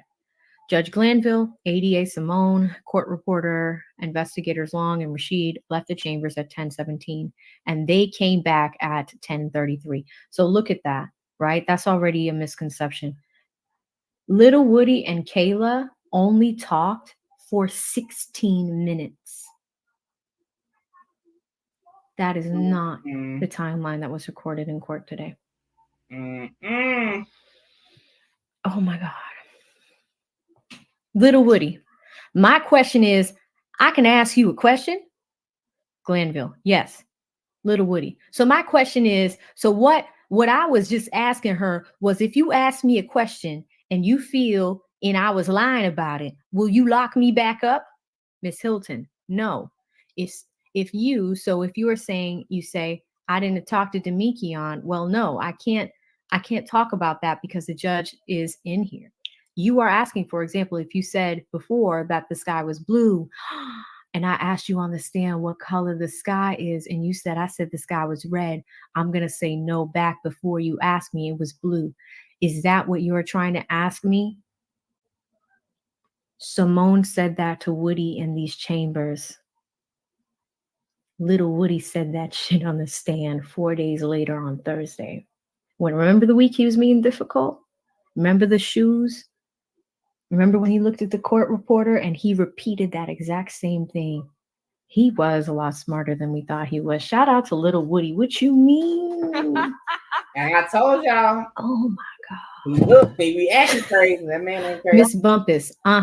So explain the independent evidence. If he says he did something and you know he's not telling the truth, what happens? Miss Hilton, if he said he did something and he did not do that thing, Miss Bumpus, if you believe he did not, so if you believe that he's lying about that, Miss Hilton, then no. If he admits to doing something on the stand, and he did not do that thing, I'm going to say, if this is the first time you are saying that, Bumpus, if you have independent evidence to prove it wasn't him, then what? Hilton, then nothing. What do you mean? Like, Bumpus. So then he will be fine? Miss Hilton, yes, but Bumpus, so you're okay with him if he got on the stand and said things that weren't true? Oh, shout out to Kayla. That was good. That was good. That was good, Kayla. That was really good. Miss Hilton, no, I want him to tell the truth. What, let me go back. What have I always said to you? I want you to tell the truth. I don't know what's going to come out of your mouth. I expect you to tell the truth. If you say something that is inconsistent with what you said before, then I'm going to ask about the inconsistencies, but I expect you to tell the truth. What you go on the stand and do, I don't know. I don't know what you are going to do. I want you to tell the truth, but I will deal with you, not you saying something different in the matter of that I normally do. Lil Woody. If I'm saying something different, right? So when the police question me, they don't question me every time they lock me up. I don't know how many times that was. I done told them whatever different story I could think of to try to finesse my way out of the situation. I don't recall what I done told them. Miss Hilton. Hell, that's what he said on the stand. Hey. Okay, you can say I don't recall. That is how that works. I don't recall. Miss Bumpus. And he can say that to every single question. Miss Hilton, I would hope that that is not the truth, because I think there are some things that you do recall and some things you don't. But the things you don't recall, you don't recall. And then I will go through my process of what I do. You can talk to him about what impeachment is. That won't get you locked up. Impeachment will not get you locked up. You can talk to him about what impeachment is. If he says, I don't recall, Lil Woody, what will get me locked up? Miss Hilton, what did I tell you? Lil Woody, I don't know. Miss Hilton, what you did on Friday. I pled the fifth. If the court instructs you, Lil Woody. So the only thing that gets me locked up is pleading the fifth. Miss Bumpus, yes. Miss Hilton, the court instructs you, you need to answer the question. You say, again, I plead the fifth. Again, that's what's going to get you locked up. But if you answer the question, that will not get you locked up. Lil Woody. So if you don't want me in jail, why just don't you let me go after the trial over with? Miss Hilton, you are in jail because you are not answering the questions. Glanville, because you have been given immunity. Miss Hilton, because you have been given immunity. You are only in jail because you got up to here. Lil Woody, well, what about this? I answer the questions. You take away the immunity. I answer the questions and I plead the fifth. Miss Hilton, no. Miss Lil Woody, to questions I feel incriminate me. Miss Hilton, but then that's Lil Woody. I won't plead the fifth to things that don't incriminate me. Glanville, the state will still give you immunity. They can give you immunity to whoever they want, or they can give immunity to whoever they want. Okay. And they can make that choice. I don't even make that choice. So if they, like I said earlier, they want your testimony, they figure it's that the jury needs to hear what you have to say, good, bad, or indifferent. And that's what Miss Hilton is telling you, is just tell me the truth as you know it and let her worry about, even though you may have said different versions of whatever, that's for impeachment. That's not going to get you in trouble. What will get you in trouble is just invoking your Fifth Amendment privilege because you have been given immunity. Or as Miss Love said this morning, remember Miss Love said, if you overtly lie about something, like if you tell a bold-faced whopper, then they're going to indict you on that particular charge. That particular false statement. Lil Woody. That's what they're going to do. Miss Bumpus, that is what I was saying. You will be right back here. Miss Hilton, but if you say something that you know you did not do, like you admit to something you know you did not do, whether you, Lil Woody, like murder don't have like no statute of limitations, right? Oh God. Miss Hilton, but if you Hold on, listen, I ain't gonna lie, we ain't heard them say it yet, but I can see why freaking Brian still was implying that he was referring to nut murder, because this shit sounds real fishy. Cause they ain't going in detail about whatever he was running from in 2015, okay? And on top of that, he heavy on this murder, like Woody must have got some bodies on him, because he like, I don't know. Shit getting too deep for me. This shit fucked up though. I'm not gonna lie, this some fucked up shit. And not just because it's fucked up from a legal standpoint for the defendants, but it's fucked up for Woody because like he's trying to run this little sprint with their ass, but their ass got him like in the chokehold right now, and he don't even know it. You didn't do it. I can't charge you with something you didn't do because I don't have any other evidence but you saying it. Lil Woody. But y'all don't like Miss Bumpus. You can charge him with false statements and he will be back in jail. That is what I'm trying to say. Miss Hilton. But if I know that you're lying about that, I don't intend to do that. But if I know right now he's lying, I know he's lying. I'm not going to charge you because I don't know your reason for doing that. But I'm not going to charge you when I know you didn't do what you were trying to say you did now. And that can be a part of this. I know you didn't do it. Lil Woody. But it's up to the judge to do that, Miss Hilton. No, it's up to the state to bring charges. Glanville. I don't have anything to do with that. Miss Hilton. He has nothing to do with bringing charges. That's up to the state of Georgia. Lil Woody. Can I talk to my family and I will make my decision right after I hang up the phone? Miss Bumpus. He's saying he hasn't been able to speak to anybody. Miss Hilton. His sister just called us. Lil Woody. Y'all done me wrong. Y'all just hold me in jail. Don't let me get no PIN number, no nothing. Miss Hilton. We have no knowledge. We did not know that you, Miss Bumpus, he hasn't been able to do anything, speak to anyone. Lil Woody. The jail system down, but y'all still putting people in it. Miss Hilton. That part I don't know. I don't know. We have been in communication with your sister. Your sister actually texted Miss Lenskoy to make sure you were okay. We told her we physically have laid eyes on you. I'll leave that up to the sheriffs. I don't know. Lil Woody. So what you think she's saying? Miss Hilton, I can't tell you right now. Lil Woody. I'm talking about that locking me back up. Miss Hilton, we would have to bring charges. There would be no incentive. Lil Woody, y'all will. Miss Hilton, we've already had this discussion. Lil Woody, look at what you did to me. You waited until Friday and did this. I done told you every day before Friday came that I was pleading the fifth. Miss Hilton, no, you did not. As a matter of fact, our last Glanville. Mr. Copeland, let's see if we can get beyond this, okay? Beyond what your concern is. You could have invoked the Fifth Amendment privilege. Oh no, you see the judge even going past it. That's crazy. The state could have turned over around and said, stop, had me go ahead and file that motion and given you immunity. It was going to, they can make that decision. They decided to make it on Friday. So even if you would have been more comfortable testifying or invoking your Fifth Amendment privilege, they could decide you as a witness, they want your testimony more than they do you invoking our Fifth Amendment privilege. So they give you immunity. They gave you immunity. So you've got to testify truthfully as to what your knowledge of the particular incident is. So they could have done that anyway. Even if they put you on the stand, they could have said stop and gone ahead and given you immunity. They could have done that.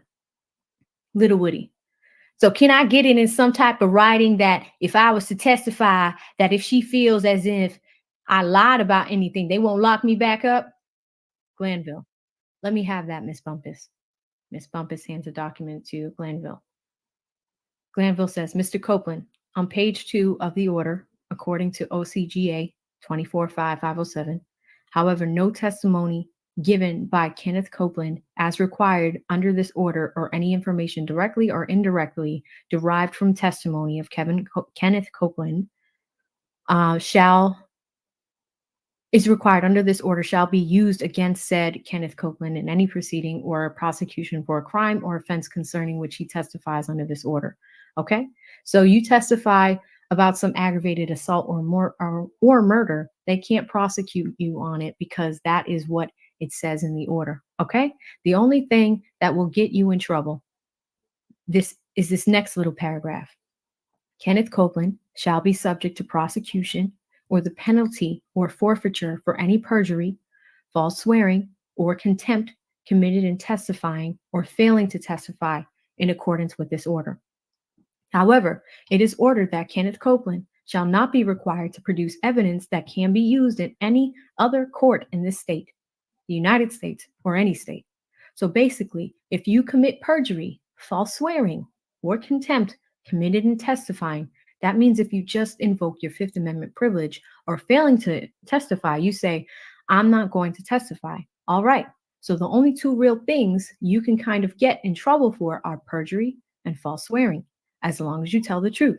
Now, as Ms. Hilton and Ms. Bumpus said earlier, you may have been told or have been asked about situations over and over again. They may have changed. When the state is asking you to do, what the state is asking you to do is tell the version that really is the truth. If they want to impeach you, they can do that. Or if the other side wants to impeach you, they can do that. You won't get in trouble for that. Lil Woody, you said I will. Glanville, you will not. You will not. Impeachment is not perjury or false swearing. Okay? Lil Woody, but she said I can purge myself though. Miss Hilton, no. We're saying two different things. Sorry. Perjury is if you get on the stand and you just say a bold-faced lie, just something that is just wrong. Say you say, I did something, and all the other times you said, I have not done it. And really, while it's perjury, it's really just an inconsistent statement. Oh my God. Like if you get on the stand and say, I did X, but in 2015, you said, I never did X, then that is what I'm going to impeach. I'm going to impeach you on everything you said in 2015, meaning I'm going to say, okay, today you said I did X, but in 2015, Lieutenant Dean enters the chambers. Lieutenant Dean, we have a security issue. We need to stop for a minute. If we can stop for a second, please. Judge Glenville and Lieutenant Dean exited the chambers at 10:45. Glenville returned 2 minutes later at 10:47. Miss Hilton, I don't know what was told to you on Friday. I have no reason to want you in prison. You have spent enough time in prison for YSL, period. So why would I want that for you? It doesn't make no sense. I said it to you before, and I will say it to you again in front of all these people. It makes no sense. Lil Woody, you just said I'm going to have to stay in jail until the last. Miss Hilton, if you don't testify, get this part through your head. If you don't testify, that is the only thing that is holding you. That is literally the only thing holding you right now is the fact that you keep saying, I'm not going to testify. Well, you haven't said it today. I'm not testifying. I plead the fifth. If you get up there and I want you to tell the truth, like I said before, if you don't recall certain things, you can say you don't recall. That's fine. I want you to tell the truth. I don't expect you to remember every single detail from 2015. I just don't. No one here does. But what I do expect for you is to answer questions so we can get through this. So you can go home, be with your baby for her birthday, see those dogs deliver their babies, go talk to your nephews, and do all these other things. Lil Woody, how you know about my dogs? Miss Hilton, because you told me. Lil Woody, okay. Miss Bumpus, what's wrong? Lil Woody, I'm stressing at another level like Miss Bumpus. I mean, I'm just saying. No, what was the play? Lil Woody, I'm weak. Man, I'm not playing. I'm dead serious, man. Like, Miss Hilton, this is what our position is. We do not want him in custody. We want him to tell the truth. We want him to testify. That's what will get him out of jail. And you have to make Miss Bumpus. If he decides in 2 weeks he wants to testify, then what? Miss Hilton, if he wants to stay in jail for 2 weeks, then I don't know why you would want to stay in jail for 2 weeks. I have no idea.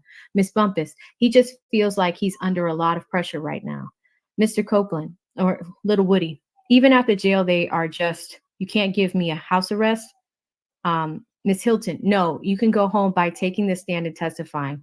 That's what you, and again, sorry guys, let me shut this window. It's really. Oh, the security risk.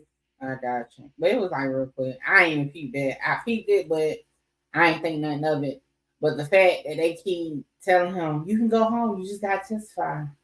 You go be with your puppies, you just gotta testify. You just gotta testify. That was very improper for a witness that's sworn in. It's crazy. Really distracting. 1 second. 1 second. Like I'm thinking of the sound over here. Shout out to AV, okay? Oh, I just looked at it. This is wild. Sorry, inner city sounds. Okay, Miss Hilton, no, you can go home by taking the stand and testifying. That's what Glanville, and come back tomorrow. Miss Hilton, we keep on saying yet, but there's no crime. We keep on saying, yet I don't know who's really telling you about a crime. There is no crime. You have done nothing wrong except for Lil Woody. So why am I in jail then? Miss Hilton, because you aren't testifying. Lil Woody. But that ain't nothing wrong. It's not a crime. Miss Hilton, it's not a crime that you're in civil contempt. The court, Glanville, two things. Because you invoked your privilege after you've been given immunity, that is why you're in custody, because you get out by testifying. So you testify, you get out. That's why I was going to bring you why I brought you here early today, just to inquire about that. You can remain and hold your position of invoking the fifth or not testifying, but you go back to prison. You go back to jail because that's Lil Woody. You can't sentence me? Miss Bumpus, there's no sentence. Glanville, there's no sentence. The contempt is compliance. We want your testimony. That's all they want, whatever that may be. Lil Woody, I don't know what it is, Your Honor. Miss Hilton, so listen. You're in jail for failing to testify. Glanville, failing to testify. Miss Hilton, not for nothing else. There is no crime. You ain't done nothing wrong. I don't know if people are telling you what we are going to charge you with. Nothing. We are not charging you. The state charges you. There is nothing we are charging you with. You're only in custody because you have decided not to testify. That's it. But the issue is not that he pled the fifth and then got immunity. They gave him immunity and then he pled the fifth. That's why he was in contempt. So, like, if he would have got on the stand and pled the fifth, but never had the immunity deal, then they would have continued to ask him questions and he would have continued saying, I plead the fifth. But because he signed that immunity agreement before he got on the stand, that's why he was in contempt. You can't do that. It's not like a plea deal where you can in a certain amount of time back out of it. Once you sign that immunity, you are the state's bitch at that point, for lack of a better word. To decide to testify, Glanville, remember that word you were talking about, purge? Lil Woody, The court, okay, you can purge right now. Purge, get yourself out of jail just by testifying. Lil Woody, I can purge and get out of jail? Glanville, yes, just by testifying. Miss Hilton, not perjury. Glanville, purge, meaning you can get out of jail. You can get out of jail, out of custody just by testifying. Lil Woody. And what about the other one, the other word, perjury? All right, the fact that they keep saying, hey, you just got to testify, get out of jail, that's coercion right there. I mean, at this point, you need to have his goddamn lawyer talking to him about that shit. I thought they said he only got immunity after he played the fifth. Nah, it was the other way around. Glanville, that's different. Miss Hilton, that's different. Glanville, that's a different word. Okay? Lil Woody, that can get me back in jail? Miss Hilton, yes. Glanville, perjury is, Miss Hilton, it's not what you are saying it's not what you were saying is not perjury. What you are saying is what we call a prior inconsistent statement. Your example that you gave me, what if I said I did something and I know you didn't do it and you said before you didn't do it? That's not perjury. That's a prior inconsistent statement. Miss Bumpus, you've got to make a decision. So if he starts testifying today, he's going to go home today? Miss Hilton, he should, so long as he remains. But if you get up there and be like, if you get up there testifying and then we get into it and you start saying, I plead the fifth, we're going to be back here again. Miss Bumpus, but if he says he don't recall to everything, he'll be okay? Miss Hilton, I'm not advising that. But so long as he answers the questions, that's fine. So long as he, Lil Woody, I did these crimes. I'm telling you that. Miss Hilton, okay. I don't know what you're talking about, but Miss Bumpus, I think you are saying you want to get up there on the stand and say something. Lil Woody, he's staying quiet. No response. Miss Bumpus, did we find out if he could talk to his family? No? Miss Hilton, I mean, if it's okay, we got the sister's phone number. Lil Woody, as my attorney, you gotta, Miss Hilton, if y'all want to talk, let me go somewhere. I can't hear you. The judge is over there, so just speak low so he doesn't hear you. Glanville, hold on. Judge Glanville handed a document to attorney Kayla Bumpus and exited chambers with Assistant District Attorney Simone Hilton, Investigator Long, Investigator Hamilton, and court reporter Christina Weaver from 10:53 to 11:28. Okay, so it does look like Lil Woody got at least 35 minutes with Kayla, with Miss Bumpus. Moving on. Glanville. Okay, all right. Mr. Copeland, have you had an opportunity to talk with Miss Bumpus, your lawyer, and Miss Hilton and the state's counsel? Have you got any other questions? Lil Woody? No, Your Honor. Glanville, is it your desire to give testimony today? Lil Woody? Yes, sir. Glanville, okay, all right then. Do you all have some clothes for him? Miss Hilton, I don't know. Let me go take a look. What size are you? Lil Woody, I can't hear you. Miss Hilton, what size are you? Little Woody, little. Investigator Hamilton, we've had a large jacket for him on Friday. Large. Miss Hilton, you had a jacket for him? Investigator Hamilton, yes. Miss Hilton, oh, but he can't wear a large? Glanville, what is your waist size? 34? Little Woody, 32. Glanville, chest, what are you? 34? 34, 6 chest? Hilton, probably 36. Woody, Not Hilton knowing the measurements. Okay. Yeah. not in my chest. What you mean? Guys, we have our first what you mean citing in this document. It's wonderful. I really enjoyed that. Glanville, what are they going to try to get you some clothes? They are going to try to get you some clothes so you don't have to testify wearing that jail uniform, okay? Little Woody, y'all don't want to show the people how y'all did me? Glanville, look, Right. Miss Hilton, if we can't find clothes, then you may have until tomorrow. Little Woody, I prefer to go in like this. Damn right. Miss Hilton, I understand what your preference is. Little Woody, nah, don't hide it. Miss Bumpus, can you make him put on clothes? Miss Hilton, no. Lil Woody, I want to go in there like this. Miss Hilton, fine with me. Glanville, all right? Okay. Mr. Little Woody, y'all ain't going to try and lock me back up for this? Miss Hilton, so long as you testify, we will get an order to get you released. Miss Bumpus, today. Glanville, whose copy is this? Miss Hilton, you've got to make sure you come back now. I want to be real clear. Little Woody, when have I ever ran? Miss Hilton, you have not. That's the only thing. You have not. Glanville, whose copy is this? Miss Hilton, that was ours. Do you want a copy? You can take it though.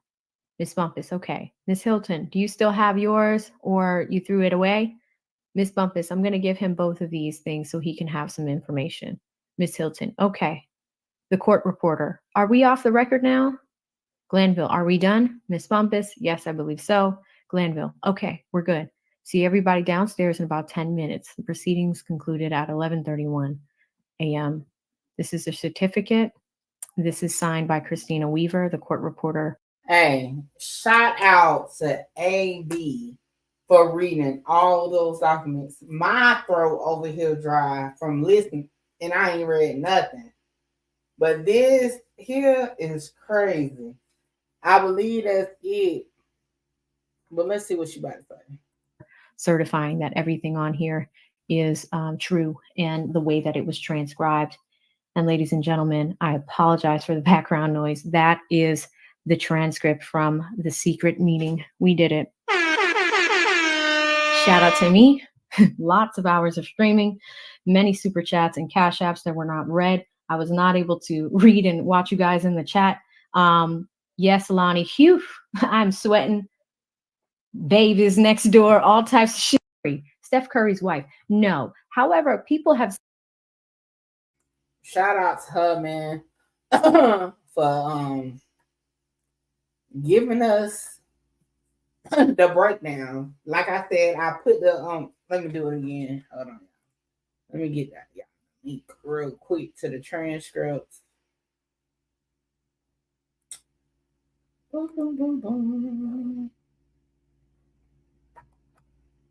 Mm-hmm. All right, for those, shout out to Thugger Daily. If y'all don't follow them on not Instagram, I don't know, they might be on Instagram, but I follow them on X or Twitter. They have provided the 56-page transcript on their page. Y'all send them a donation. I put the link in the chat.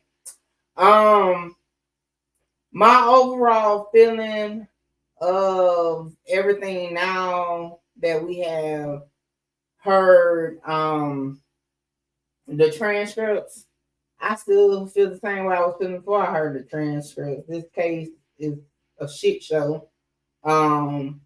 They definitely know that meeting was improper. The judge was too vocal in there. And to be honest, especially when Love was in the room, Love's whole point of her conversation was to imply that the defense was in cahoots with Woody's attorney. You know what I'm saying? The judge was there. It was a full interaction. That right there wasn't even proper to be having. If she wanted to talk about that, she should have talked like one-on-one with it. Miss Bumpy somewhere. She ain't even had to have no ex parte meeting with the judge.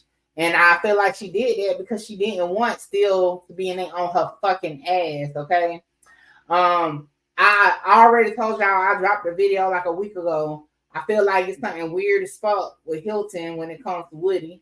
It's even more weirder. I feel like she done got too close or feel like she's too close to Woody. You can hear how the conversation is going in the transcript. That shit weird. She definitely was trying to seduce his ass, okay? And I ain't saying it like in a sexual manner, but how she's trying to like mother him or whatever you want to call it, like, you know what I'm saying? I definitely feel like Woody ass threw a curveball at their ass. But to be honest, I really don't think he really understood the actual, like a lot of people, the legal part of it for real. You know, that's why I really don't think that was an act.